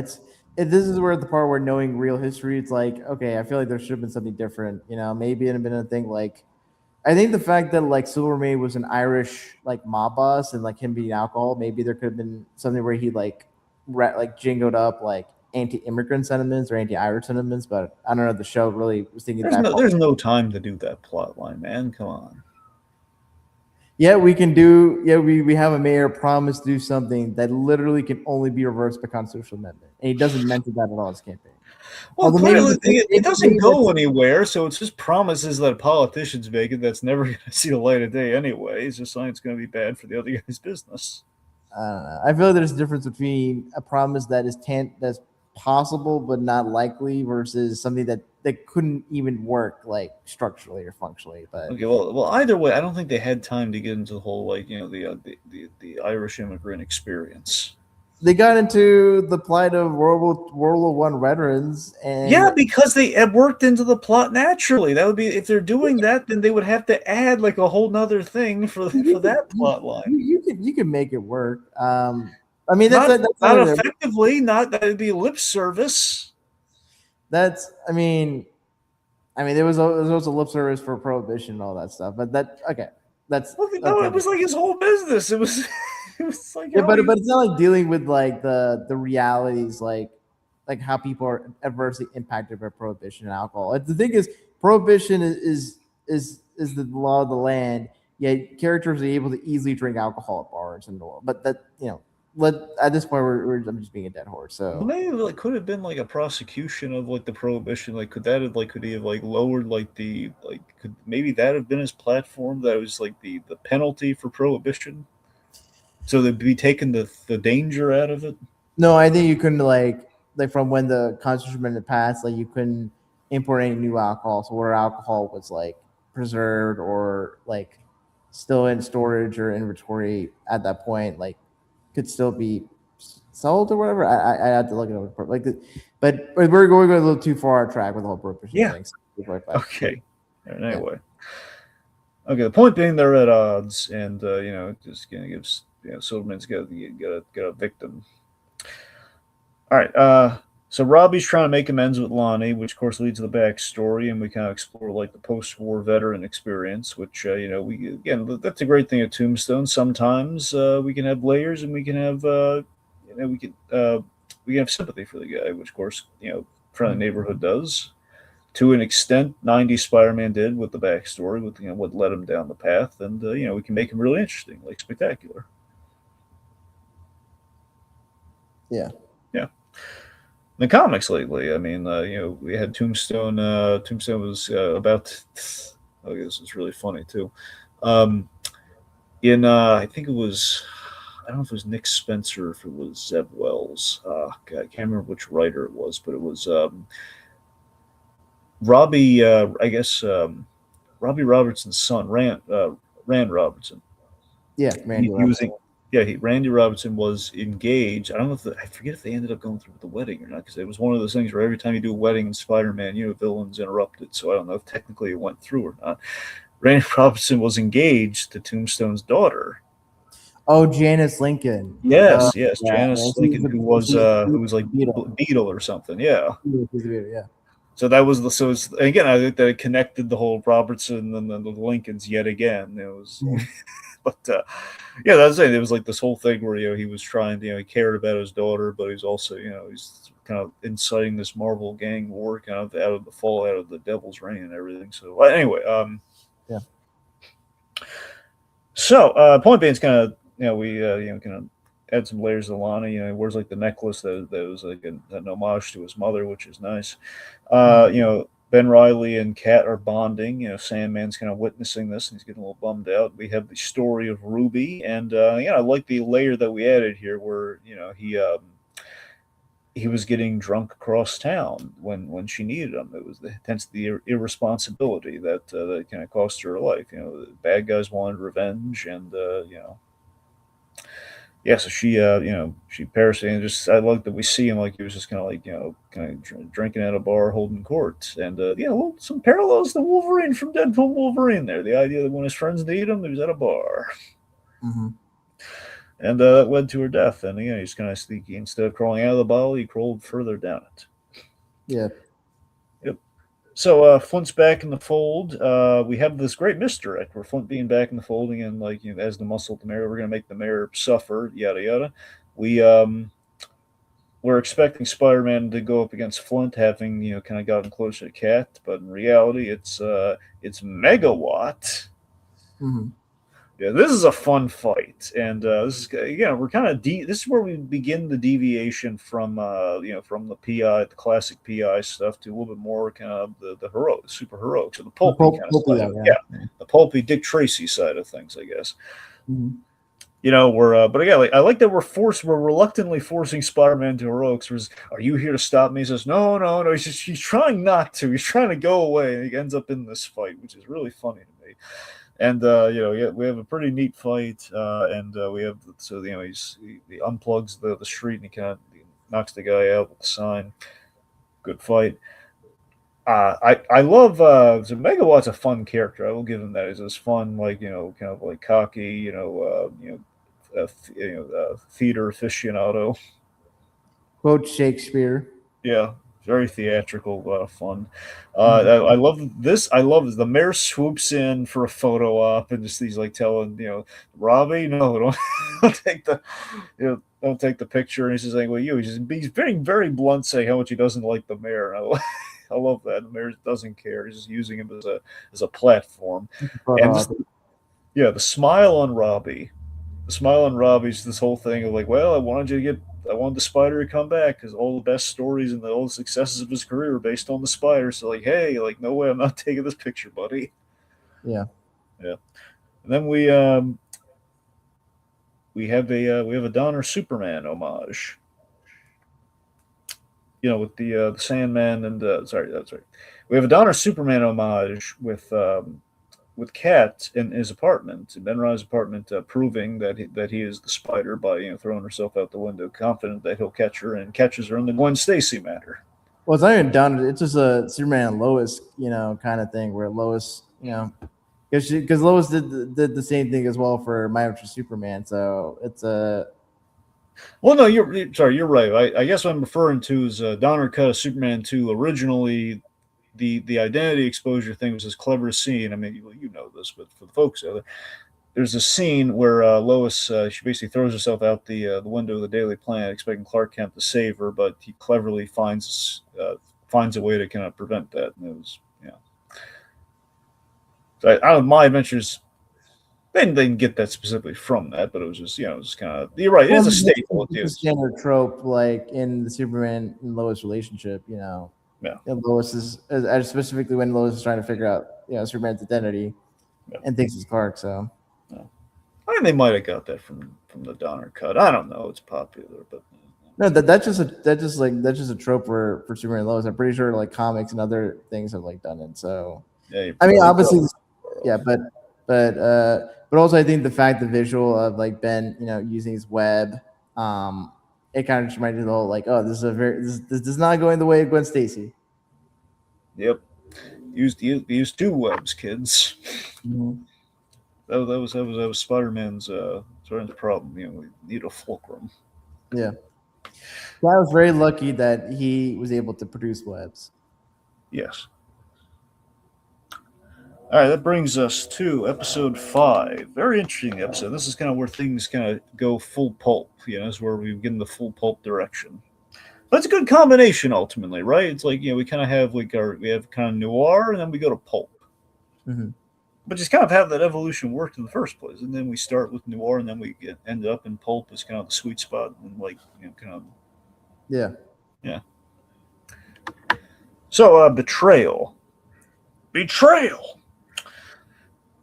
is an episode where the plot thickens. We start tying everything together into our kind of our pulpy plot. But again, we have the origin flashback, and where we see the World War One, the Germans attempted kind of animal-based super soldiers, which is on brand for how we get our kind of our animal-themed Spider-Man villains. Mm-hmm. And the irradiated kind of like I love the low tech kind of look of like irradiated animals in jars, basically like attached to POWs. It's a really cool, heady way of doing that. We see that Ben Reilly was a war hero, was saving everyone, and then we have the big subversion. Yeah, the big subversion. Yeah, by the small spiders bitten by like a mutated man spider thing. Yeah, I that choice to me feels like that was like Nick Cage's big stipulation. Why he agreed to do the show. Like I want to play a man. I want to play a man who's a spider pretending to be a man, which ultimately is I think it's where the fun really came to it for him. Which basically he wanted an excuse that I want to be able to make all the broad choices without being kind of like tied down to Spider-Man wouldn't do that. Mm-hmm. So I mean, it really worked out for him, and I think it's an interesting choice. And if we aren't married to like it has to be like the animated Spider-Man noir, this is a way. If you have the free reign to do it, why not? This is what I'm talking about. The changes, like and also it fits the vibes of this kind of show, right? The pulp, like think of like old like Batman the Golden Age Batman comics, like Monster Man. Hugo Strange was the Monster Man guy, So so it makes sense for like for a character like the Spider to get powers from just like being like genetically impacted by this like monstrosity freak. Yeah, and it's also kind of a neat way of like getting. We haven't seen the movie yet, but there's some rumors of a man spider. It's kind of neat that we're foreshadowing some man spider stuff we've never really done in live action. It's been talked about occasionally, but a little nod to it. And it goes back to the whole Superman lives of it all with the giant spider, He cannot escape it. Mm-hmm. Well, it's a metaphor for Nick Cage's career. He gets bitten by the giant spider. Mm-hmm. All right. Then, of course, we have the mention of he changed his name, which is the big hint that, okay, we found a nice little, a cute little workaround for, okay, he probably was Peter Parker, and then to hide, he changed to Ben Reilly. So, yeah. Yeah. I really like that detail. It was really cool, like, workaround. Mm-hmm. That's what I'm saying. The show thought about everything with that, It was, apparently thought about everything but the logistics of Prohibition to me. Ultimately, that's kind of. You can't win them all. Yeah, yeah. I mean, I'll take like 8 out of 10. That's pretty good, right? Yeah. Yeah. Kind of a ding for Prohibition, a ding for like, why no Molten Man, really? All right. Anyway, so let's see. So yeah, we have this money shot of his reaction to the bite as the photo's being taken. It's a really good cold open. I with the Great Depression, I liked a little bit about the free pie. Like just like the reminders of the Great Depression, and we had like a line earlier on about fighting harder for the little that you have, and like little bits like that just go along. He's genuinely grateful for the pie. Which if Tiki were watching this, which he's not caught up with, he would say, "Was that pie so good?" I don't know if it's kind of like, oh, if the pie wasn't given to them, they would trash it out. I'm not to say it would be bad pie because all pie is good. To quote Glenn Powell from Hitman, but I also, for me, I'm not a big pie guy beyond just like, Nor am I. yeah, but I'm you know, more for cake. yeah, I think cherry pie, especially in the early to mid 20th century, where there's not a lot of food additives or preservatives, like it might just have a better taste to it. So we'll never know. The world may never know. Anyway, um, yeah, the one band, like, it's like a little Harry's pie joke from Spider-Man 3, though. The whole that pie's so good. Oh man, I completely forgot. That's Yeah, it's a run. Tiki loves the Harry's pie joke. It's this runner like, "Was that pie? Like, how's the pie? So good." So anyway, uh, let's see. Okay, so Robbie lands his job at the Bugle because the Spider's back in action. He was like the top reporter, and he's brought him some gold, and he demands like let me. I want the stories written as I print them, no rewrites, and I want a traction for the one that you botched. Of course, got poor Lonnie Lincoln in trouble, yeah. and he gets the desk, and I love the awkwardness of the desk where he's just. But again, the actor plays Robbie's doing a really good job. I love that Yeah, smile. Lamar Morris is great. He's great, right? Yeah, and it's fun to see two two-thirds of the New Girl guys be involved in a Spider-Man project. Oh, you're right. Yeah, Jake Johnson and Lamar Morris. Yeah, I forgot. Yeah.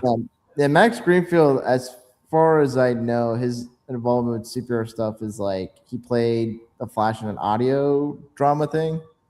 Yeah. But that's the only superhero thing I know he's been involved in. So Yeah. I think he might have done one other thing, but I don't know if he did a voice in the Harley Quinn animated show or not. But he did something. mm-hmm. Anyway, let's see. Oh yeah, so they're on the trail of Dr. Farber, and Dr. Farber is played by Amy Aquino. Now, Amy Aquino, I think most famously, comedically, is remembered as the cookie Peggy the Cookie Lady from a show we can't mention the name of, but a show that stars Ray Oh, Romano. yep. We can't I we was can't we Was she not also the therapist in the Falcon the Winter Soldier? Yes, she was. Okay. So that's the thing. She's a great actress, by the way. She's been in a bunch of a lot of people. I think the most notable role she's had, she was the I forget if she's the chief or not in Bosch. She's in Bosch, the show Bosch on Amazon. Oh, with Titus Blackwell. Yeah, Ties Welliver. Oh, Titus Blackwell. Okay. Yeah. So yeah, she's I believe she was his boss, or she was like the well, Lance Reddick was in that show as well as Bosch's boss as well. So she's yeah, anyway, she was in that show as well, and or like kind of another cop in the show. And but yeah, thing so of course comedically, her like pinning Ray Romano under a tail, like, she beat him up with over cookies in the episode, which is is really funny. Yeah. She was basically she was his nemesis in that show, like 4 episodes. Do you feel it's a missed opportunity for her to not play like Dr. Ashley Kafka? You know, I didn't think about it until you said it, but now you say it's like, yeah, that would have been a cool idea, but then we would have had to wait a minute. Oh, you Kafka. Okay, sorry for saying. Yeah, yeah. No, for Kafka that makes sense. Yeah, Kafka. I don't see why we could. Yeah, because Should we have made the place Raven? Was it Ravenscroft? Probably not, because I think maybe I can see them maybe doing like the whole like mental asylum thing for like a future season of the show. Mm-hmm. So, and for this, like she had to play a mad scientist, and Kafka is like more like. If it's funny to think about it, it's like she's playing basically golden age Hugo Strange, and then Yeah. Ashley Kafka nowadays is like more modern day Hugo Strange. So That's right. yeah. No, that's an interesting idea. I did not think about that. But anyway, so Dr. Farber here, she's basically, long story short, they kind of reveal this more in 6, but she's trying to cure her assistant, Ogden, who we reveal, he's aged rapidly due to his result from his experiment. He was Freckles from World War I. Yeah. And not just Freckles, he's her son. Yeah. Who she's trying to save, which it's a noble aspiration. Yeah. I really wondered though, like I feel like Ben would not have said no if Kat approached him I about know, right? I had the same thing. My issue is my honestly my nitpick is it gets us to an interesting place dramatically, but by the same token, it feels like if we had like a start to finish conversation, maybe we could have like you says like can you show up? Can you give us some blood? This is like oh yeah, right, and also like wouldn't Ben be interested in having someone be particularly make an antidote for That's not that's the thing. No one really. Again, we have like a lip service conversation about it while he's on his way out, but it's not really like maybe you show up and like the question is less like how do you know who I am? It's more of like wait, what are you talking about? You mean what do you need that you can actually cure us? Yeah, I think if you're wanting to have hesitation on Ben's part, maybe you could have it where like maybe she's involved with like some shady people who may want to utilize like the remains of the dead subjects or her findings to build like super soldiers or Like he whatever. finds all the dead bodies, for example. Maybe that Well, gives us some. because I feel like the dead bodies thing, like she could. I mean, she explains it like they were so like there's nothing she could do to fix it, until Ben came around. So I just think it would be. I think the conflict would have been if Ben was aware that she is involved, like her funding for the projects or whatever is like from another criminal element or even Silvermane, and that like her research was to help like mass produce these super soldiers. And so maybe on Ben's part, she doesn't trust whether or not she keeps her word of wanting to find a genuine cure and then stop there versus like finding a genuine cure and also make more of the super soldiers. Yeah. Although the fact that she, if you go down the path line, like this is kind of the second project where that second Marvel project did, where like more super soldiers is like a plot line. Yeah, it's possible. Yeah. All right, let's see. Okay, I love that. By the way, I love that Nick Cage he pulls a Peter Lorre to steal the files. Yeah, it's like this Peter Lorre impression. Yeah. The second floor. The second floor. It's funny. All right, so Silvermane he's after more supervillain Muscle, which he recruits Megawatt, and then we have like the that was weird gag where he basically does like the kiss of death to this to the cop that was interrogating him pretty brutally. But as we reveal, Megawatt's he's a sick puppy. He's quite shocking. Well, yes. Very enlightening, Rohith. Yeah. Mm-hmm. Anyway, let's see. So, I love Ben Reilly when he's summoned to basically deliver a message to the Spider. He's he's just needling Megawatt. He's just because he knows he can't hurt him, and it's just the fact that he fought him, and the fact they put him through all that the earlier fight. He's just getting his revenge in under under his nose. Yep. It was just really funny. I like that Flint Marco's wise to the frame up. With Winston, he's basically saying, you save cats, so you get a pass, but just something kind of neat there. I love how we portrayed Flint Marco in this show. I think we did a really good job with him. Mm-hmm. We had sympathy, without doing the sick daughter. Yeah. Yeah. Admittedly, though, okay, I think it's kind of ridiculous that Kat can't put two and two together. Where she kisses him, and he turns to sand, and it's like, well, wait, what's wrong? What do you mean, what's wrong? You were kissing sand, woman. And also, he's dying. Like I feel like yes, he's dying, and he's turning into sand. Like what do you mean? What's wrong? Yeah. All right, so. Kat and Ben plan to flee the city after things kind of get broken off with Marco, and she finds out basically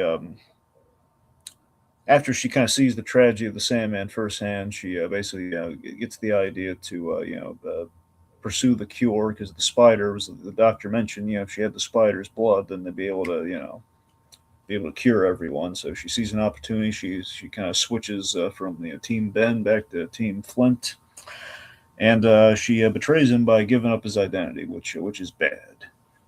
Mm-hmm. Yeah. And that brings us to episode 6. Nightmare on a Gurney. Yeah, so this is pretty much my nightmare. Pretty much. So Ben Reilly's betrayed. He's kidnapped, and he's having non-elective surgeries performed on him. Yep, and he's tripping out. Yes, yeah. So this is my nightmares to a T. All my medical nightmares just put. Oh god. But yeah, so classic Spider-Man plot of we need Spider-Man's blood, or like Spider-Man's blood is the key to something, and of course there are strings attached. Mm-hmm. Take the Amazing Spider-Man, or trying to cure Aunt May with the blood transfusion, all that kind of stuff. Yeah. Again, like I said, you and I, what do we say? It feels like a more direct conversation could have made this flow a little more naturally. Mm-hmm. Like they could avoid a lot of the hardship, but where's the fun in that dramatically? Again, Nick Cage. So when we do the flashback to him, like in the army medical tent after he passed out during the photo, it's the Nick Cage is spider acting, just him acting like as a spider pretending to be a man. He basically so when they were doing Into the Spider-Verse, there's a story where Lord and Miller were in the room, I think overseeing the record, and they Nick Cage looked at him and says, "Is this good, or do you want me to do the full Cage?" And he basically he went the full Cage. One could say unlock the cage. And that's pretty much presumably what he did here as well. He went the full Cage. Mm-hmm. My favorite what? Not Luke Cage, but Nicolas Cage. Well, that's where he got the name from, right? No, I know. Yeah, that's yeah. Anyway, my favorite detail when he does the spider acting is when he has his hands over his mouth, where basically he's mimicking the little the pincers. Yeah, the pincers. Yeah. Yeah. It's my favorite bit of what he does. Anyway, so yeah, it's we have a neat little throwback to the Spider-Man nightmare, which doesn't always make it into the media adaptation. Sometimes it does, and sometimes we reinvent it. But for example, in the Raimi Spider-Man film, I want to say the plan was to adapt it, where Spider-Man, he gets bitten by a spider, he has the nightmare in which sometimes he turns into a giant spider or something like that happens, but they either ran a budget or was too elaborate to shoot. But Spider-Man the animated series, which I don't know if it was the impetus for that idea or not, but we saw Peter Parker turn into a giant spider during his nightmare sequence. Anyway, just the fact that I think we have like the whole symbiote thing at the end of Spectacular, where we kind of have like an homage to like him having kind of a trippy kind of metamorphosis of sorts, with Spider with the origin involved. Either way, it's kind of neat that we had kind of a throwback to kind of a Spider-Man nightmare during the initial transformation via this trippy nightmare sequence where he's the sizable spider on the table from earlier in the season. Yeah, it can't be a proper Spider-Man adaptation unless you have some Riki Spider-related horror. Oh yeah. So Dr. Farber, again, noble intent in trying to save her son, but a very selfish goal. It's the moment her son's cured, it's like, well, I mean, we've been exposed. Let's kill the spider. She's planning to do that from the beginning. It's very bad, Dr. Farber. I don't know if her plan was to like if she. What do you think? Can she still harvest like more cure from the liver of a dead guy, or like does he need to be alive for that to work? That's a good question. I don't think he needs to be alive, but then again, does blood have to flow through the thing for it to produce what it needs to? Uh, maybe I don't know. It was kind of unclear like whether she had enough in terms of sample to like. No, she only had like one vial's worth. Yeah, I think like she's cured her son, so like I guess that's Yeah. as far as she needed to do. Yeah, that's what I'm saying. It's like all that this whole like trying to help these veterans, and she just basically gives up the goat. Now, to be fair, she was kind of pressured to do that because Robbie exposed her. So I think the intent was maybe. I think at the end of the day, though, she would after everything she knew he would be upset with her, so she would end up killing him anyway. But I think it would have been she would have gotten more out of him had there not been a time crunch. Yeah. So it was kind of my read on it. Anyways, the Silverman and the goons show up. They end up blowing up the lab, and thankfully the son, does the moral thing, frees him, and is now gone with the cure. I like the regret on like Marco didn't want to kill Freckles because he realized like the two of them, you were the one who helped stab the guy, stab the German outside the POW cell. Mm-hmm. Yeah, it's a little nice thing. Anyway, so Ben escapes and he's got the cure now. That brings us to episode 7. It's episode 7, Nobody's Hero. So this is very much kind of our low of lows episode. Not that's a bad episode, but it's very much like the low point for for Ben. He's been through a lot. He's had a very he's been through a very traumatizing experience. I don't blame him for being down the dumps this episode between, the woman he loved, the new woman he loved that kind of supplanted the his true love, and he's been God knows how many surgeries performed on him. Very invasively, and he's just been through the ringer, and the city's kind of turning on him a little bit because the villains are wreaking havoc. He's been through it. Yeah. Yeah, we get the so I guess first off we have Silvermane wreaking havoc to get revenge on the mayor. I love seeing Flint Market. They have this basically at the bank where the mayor keeps his money. He's having like it's kind of his campaign headquarters. Flint Marco is protecting like civilians. He's protecting like not the manager but like the assistant manager, whoever, like this lady Alice from Megawatt, like doing something bad to her. Like he's again Flint Marco. He's got character. This guy, which is what you want from the Sandman. There's kind of a code built into him. Where he's not just like he's not wanting destruction against innocent people per se. He's just more about he wants the values, he wants to get the job done. Mm-hmm. Yeah. Anyway, so they steal the mayor's money and basically give it to everyone to vote for his opponent. Yep. We have the bar fights. The bar fight was a big thing from this episode. This was very fun. So did you like the bar fight?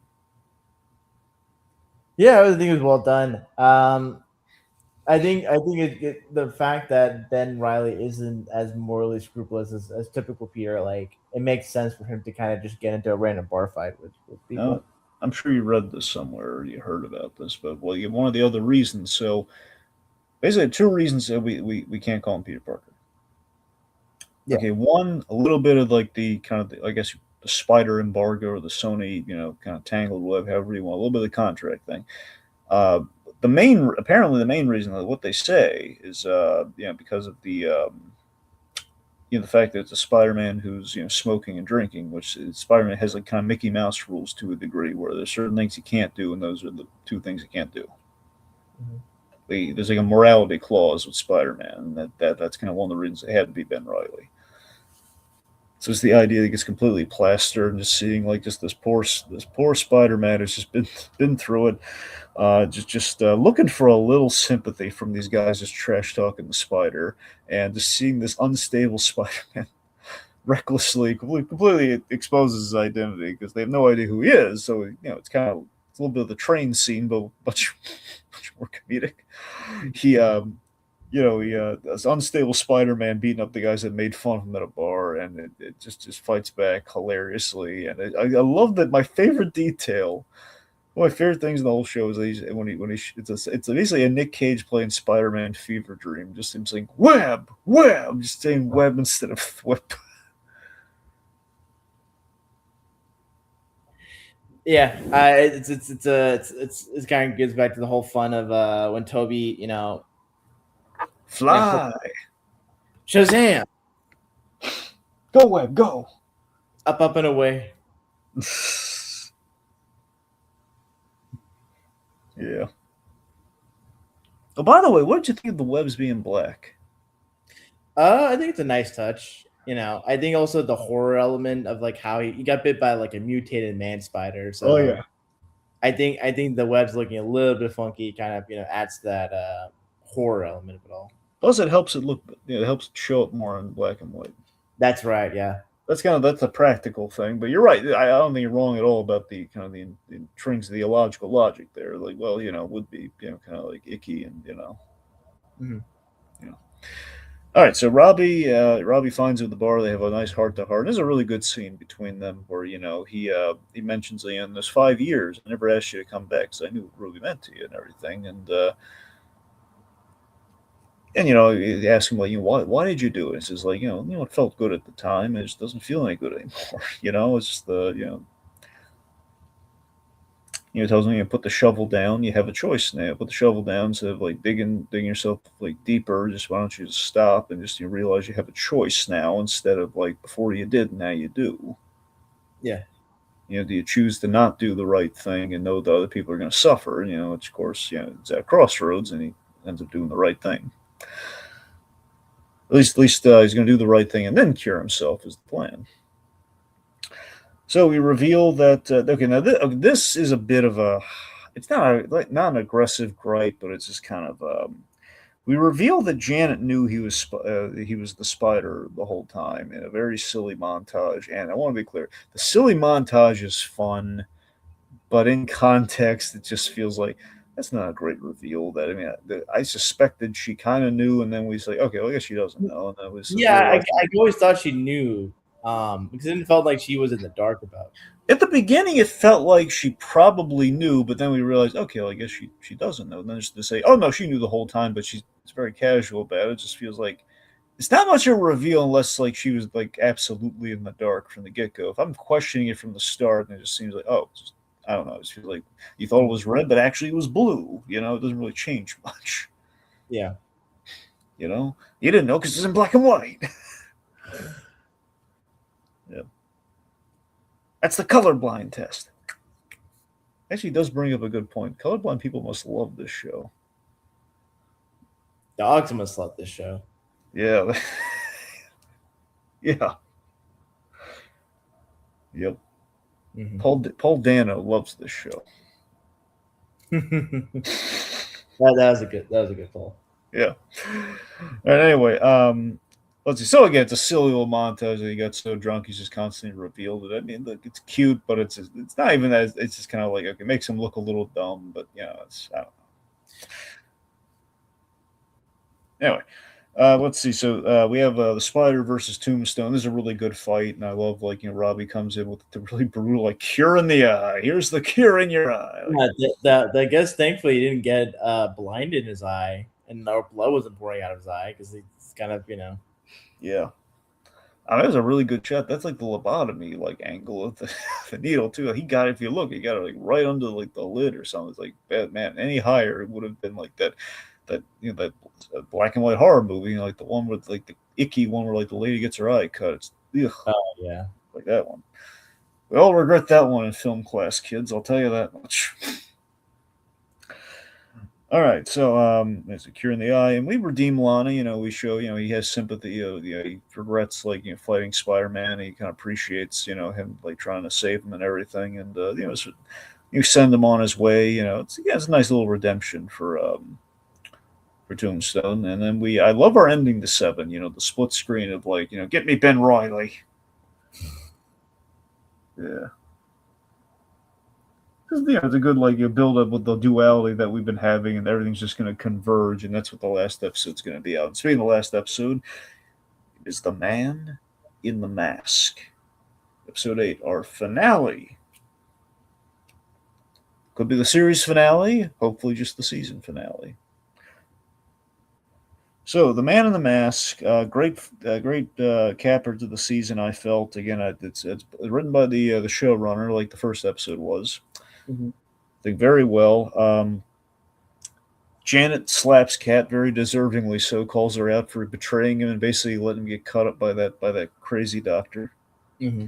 Whether she knew or not, I mean, still she like, hey, Kat, maybe you could facilitate, show up, and say, hey, can we help out this doctor lady? Yeah. Like in hindsight, if Kat could have just called him and asked him, I think it would have gone down a lot smoother. Oh yeah. Anyway, Kat tries to make up things because she has a plan. It's a pretty good plan, like, hey, I mean, I'll be there. Just give me the cure. We'll jab them and, say la vie.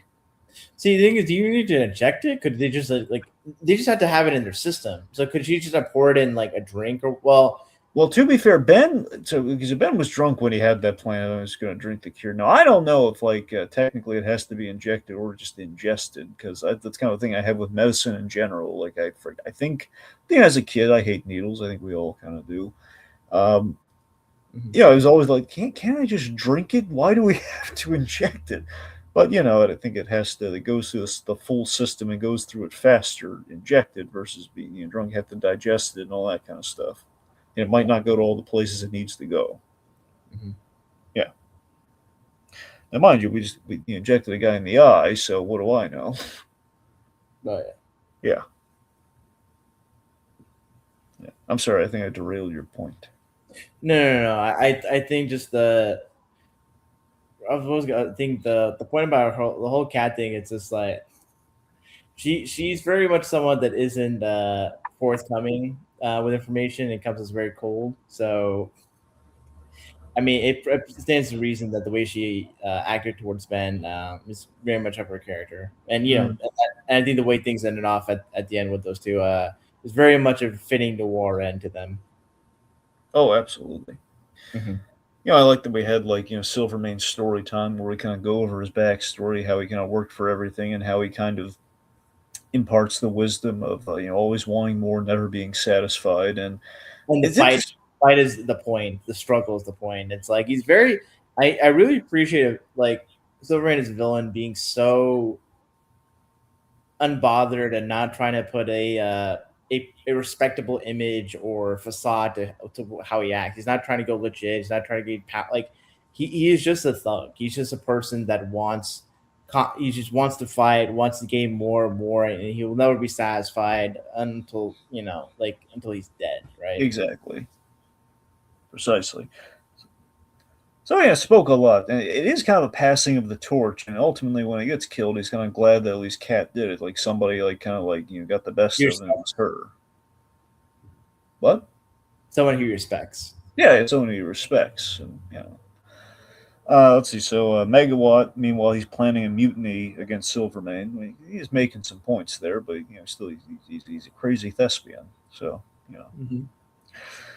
Let's see. So we have the cure plan, but I love the problem here. I love it's like within our cold open here. It's like the plan is like, okay, we're gonna we're gonna cure him. Like, hey, put Robbie plants the cure in his pocket of his jacket. He's like he's about to grab his jacket on the way out as he's basically being strong armed into going to the club. Mhm. And it's like, no, we'll keep you dry. It's like, oh, it's like that Yeah, matchstick I moment. wonder if they also didn't have him take the jacket because he thought he might have like a weapon in there. Yeah. Well, that would make sense actually. Yeah, yeah. Yeah, but I love it. It's like, oh, so close. And then now Robbie has to be the spider. Which was, it's, again, if the matchstick moment, if we're putting it in Pixar terms, the idea of like not just it's a subversion, but it's also what the audience is expecting. And we just kind of take it like, how the heck are they going to get out of this mess? The solution being, it's just this great. Sorry, I guess the backup goes here.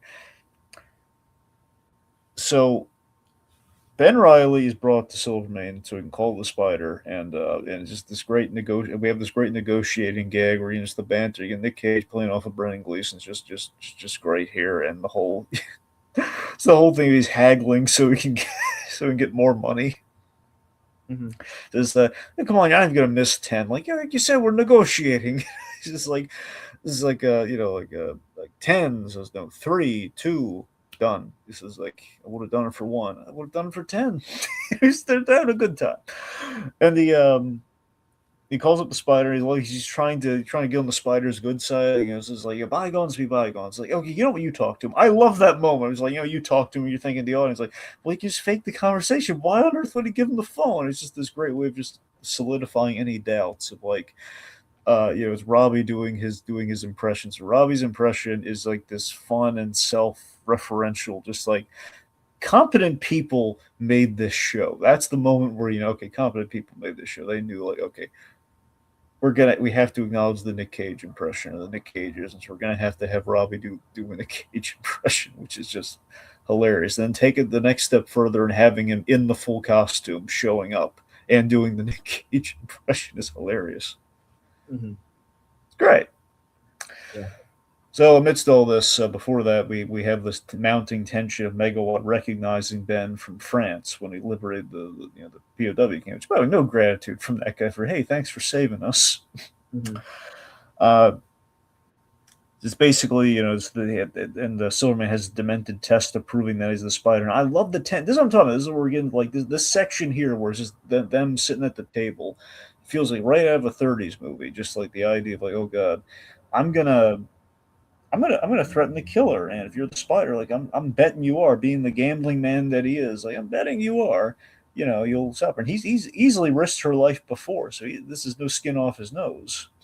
Yeah, and it's just the tension of I love the kind of the black comedy of like he after his fight with Tombstone, he can't really summon the webs yet. He's still got some cobwebs. So, well, I guess he's going to get the morning cobwebs going on. He can't really summon the organic webbing. So this is another thing too. We've kind of found a way to legitimize the the organic web shooter malfunctions, which Spider-Man 2, as fantastic movie as that is, it's debatable how well that went. I think I'd buy that whole thing be like psychologically related. Yeah. So whether that works, I mean, again, there's no real world reference to a person getting powers from a spider bite. So the that we know of. Yeah. But yeah, I think for that it worked.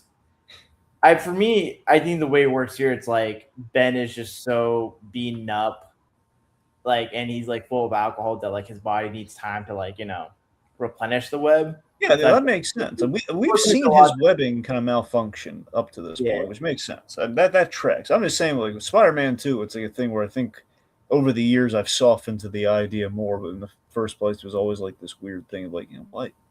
Psychological. I mean, how is it going to be a continual thing where it malfunctions if it's just, I don't know.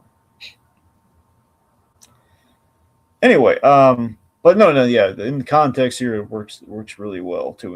It's added tension of like, oh god, he can't summon the web, so she's really screwed, and she thinks, oh, maybe he's not going to save me because I broke his heart. She's like kind of making things worse by then confessing, like, I tried to kill you. Yeah.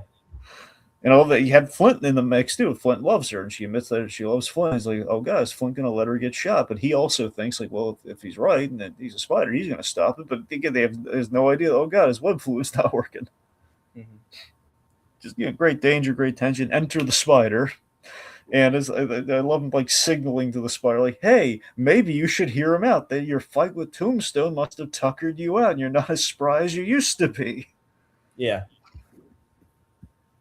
And again, then we have like all these great left turns having here, where like Megawatt just like, jabs him in the shoulder with the with the cure to see if it works, and so now he's the Spider's at his mercy, and then he unmasks him. He's like, "Rob, you the reporter," and it's like things. Yeah, just great. And then we have our big, awesome moment, like one of the great trailer moments, where so we have the double cross and Silverman happening, all this action's happening. The Spider is back in action. He leaps behind the bar and he says this kind of like almost like his greeting from Spider Verse. Hi, fellas, can I get you a drink? You know, Yeah, that was such a great line. yeah. Oh god, I love that. To me, it might be the best Spider Noir moment of the whole thing, where he jumps up from the bar, is in the iconic pose, just offering him a drink and hitting him with it. Mm-hmm. Just great. And we have like during this we have Cat and Silvermane, like kind of this Hall of Mirrors thing, which looks kind of nice and trippy. Yeah. Yep. And then we have kind of our rematch between Spider-Man, Megawatt, and Sandman. I mean, it's like I like that we're operating on a TV budget, but again, we are making it like we set up these fights, and we're kind of like having them go two against one. It's like we found a way to ground it, and we're like making it as I think we're making it as grandiose as we can on a modest budget, but modest in a good. It's modest enough that I'm not noticing it, but it's just on the rewatch. It's like, yeah, we kind of kept the street level, but it's a street level show. It makes sense, Yeah. Yeah, because I'm so and that's the thing though. Even with the new Spider movie coming out, I'm so tired of like grandiose, big, going too big with our superhero stuff, and especially with Spider Man. We gotta make it. He's a street level character, friendly neighborhood Spider Man. You gotta bring it down. I feel like that like kind of storytelling, maybe for studios, their perspective or their logic is that, well, that's acceptable in an episodic medium like comic books or television, whether live action, animated, and obviously in a video game we have like X number of hours. Um, but I think for like something is like film, or even like maybe the bigger climactic moments of video games, like people are paying X amount of money, and maybe the idea is like people are not going to pay that much money to enjoy just a regular street level story. You have to have bang for your buck, which there's problematic uh conclusions to go from that, but Yeah, I think the best one can expect is a balance. Having both the personal and the epic mixed in. So within the battle, I think the coolest moment was one of the coolest moments is when he used the two cars to like smash the Sandman to the sand pieces. Hmm. I love And that. I guess like Megawatt doesn't get cured; he just kind of gets Yeah, killed he by. gets killed. Yeah.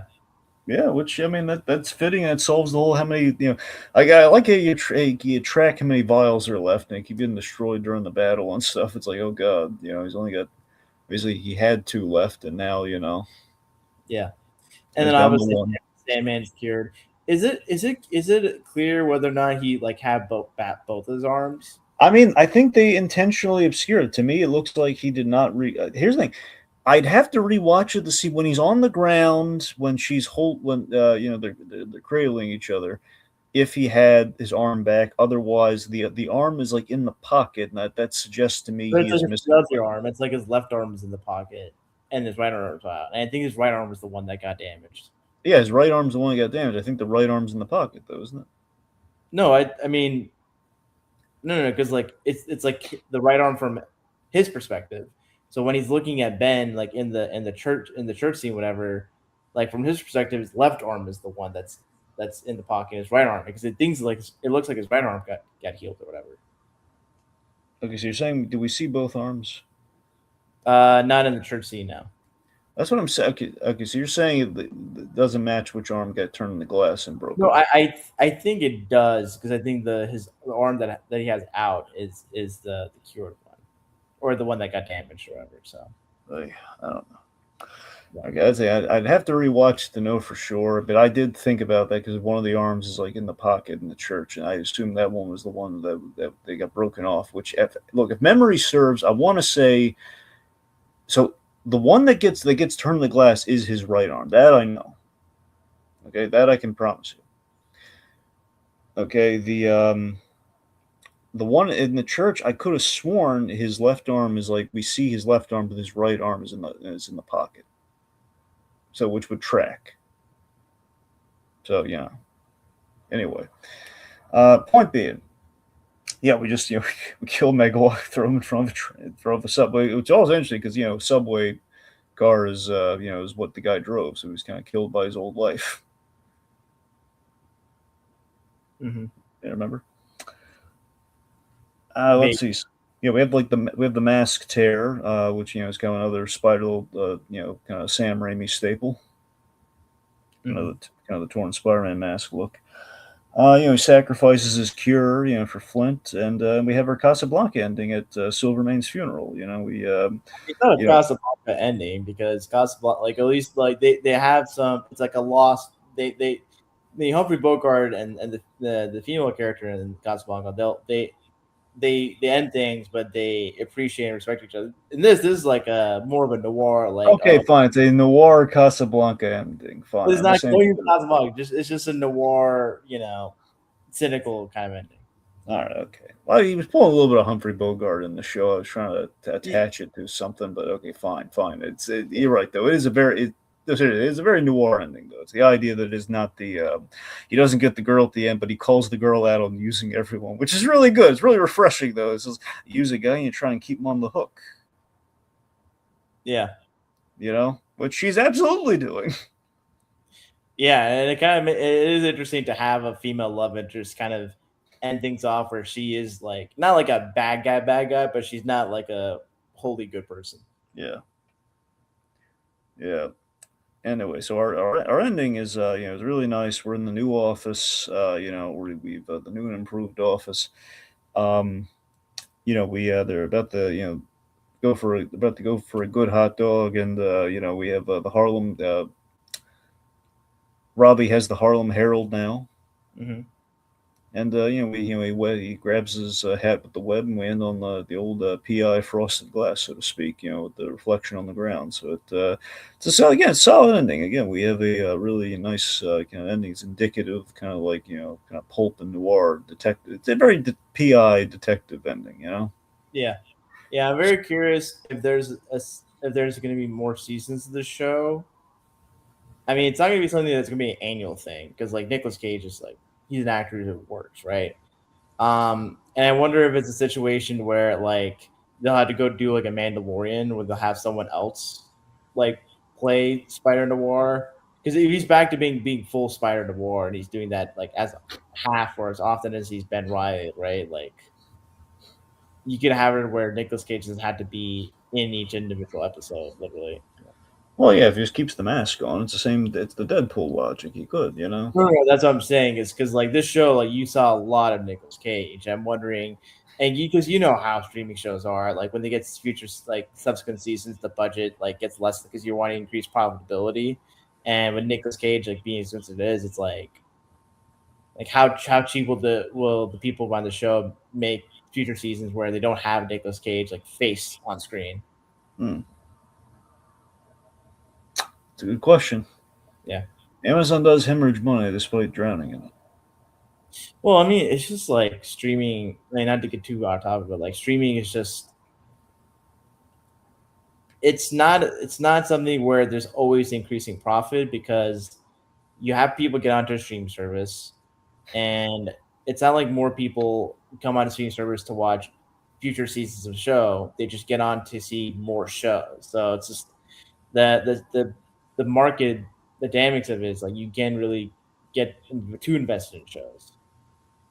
So I guess ultimately what I'd like to take away from is that maybe Spider Noir is kind of a one and done, and we'd see him properly in beyond the Spider Verse, and we would take a lesson from the Spider Noir show, and we would not be afraid to do other Spider Men or other other Spider characters that are like just variants on Peter Parker, but Mhm. we actually have them in the show.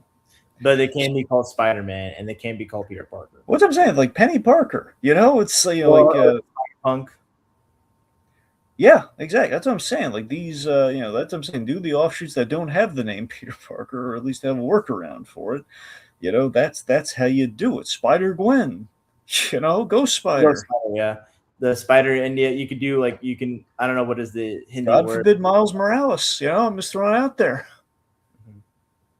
I would say there are a lot of, again, we have like a whole, there was like a bazillion Spider-Man, only at least like, yes, half of them are Peter Parker. Miguel O'Hara would be a very expensive show, but you get what I'm saying. There was a lot of workarounds. Western Spider-Man show. What? Like, wasn't there like a cowboy Spider-Man? Yeah, there's a Cowboy Spider-Man. Yeah. They usually have him be called like the Avenging Spider or something along those lines, and Yeah. yeah. That's what I'm saying. Like there are workarounds, and this show is a celebration of like, we I can be mean, smart I mean, about our I limitations, don't. or I mean, better.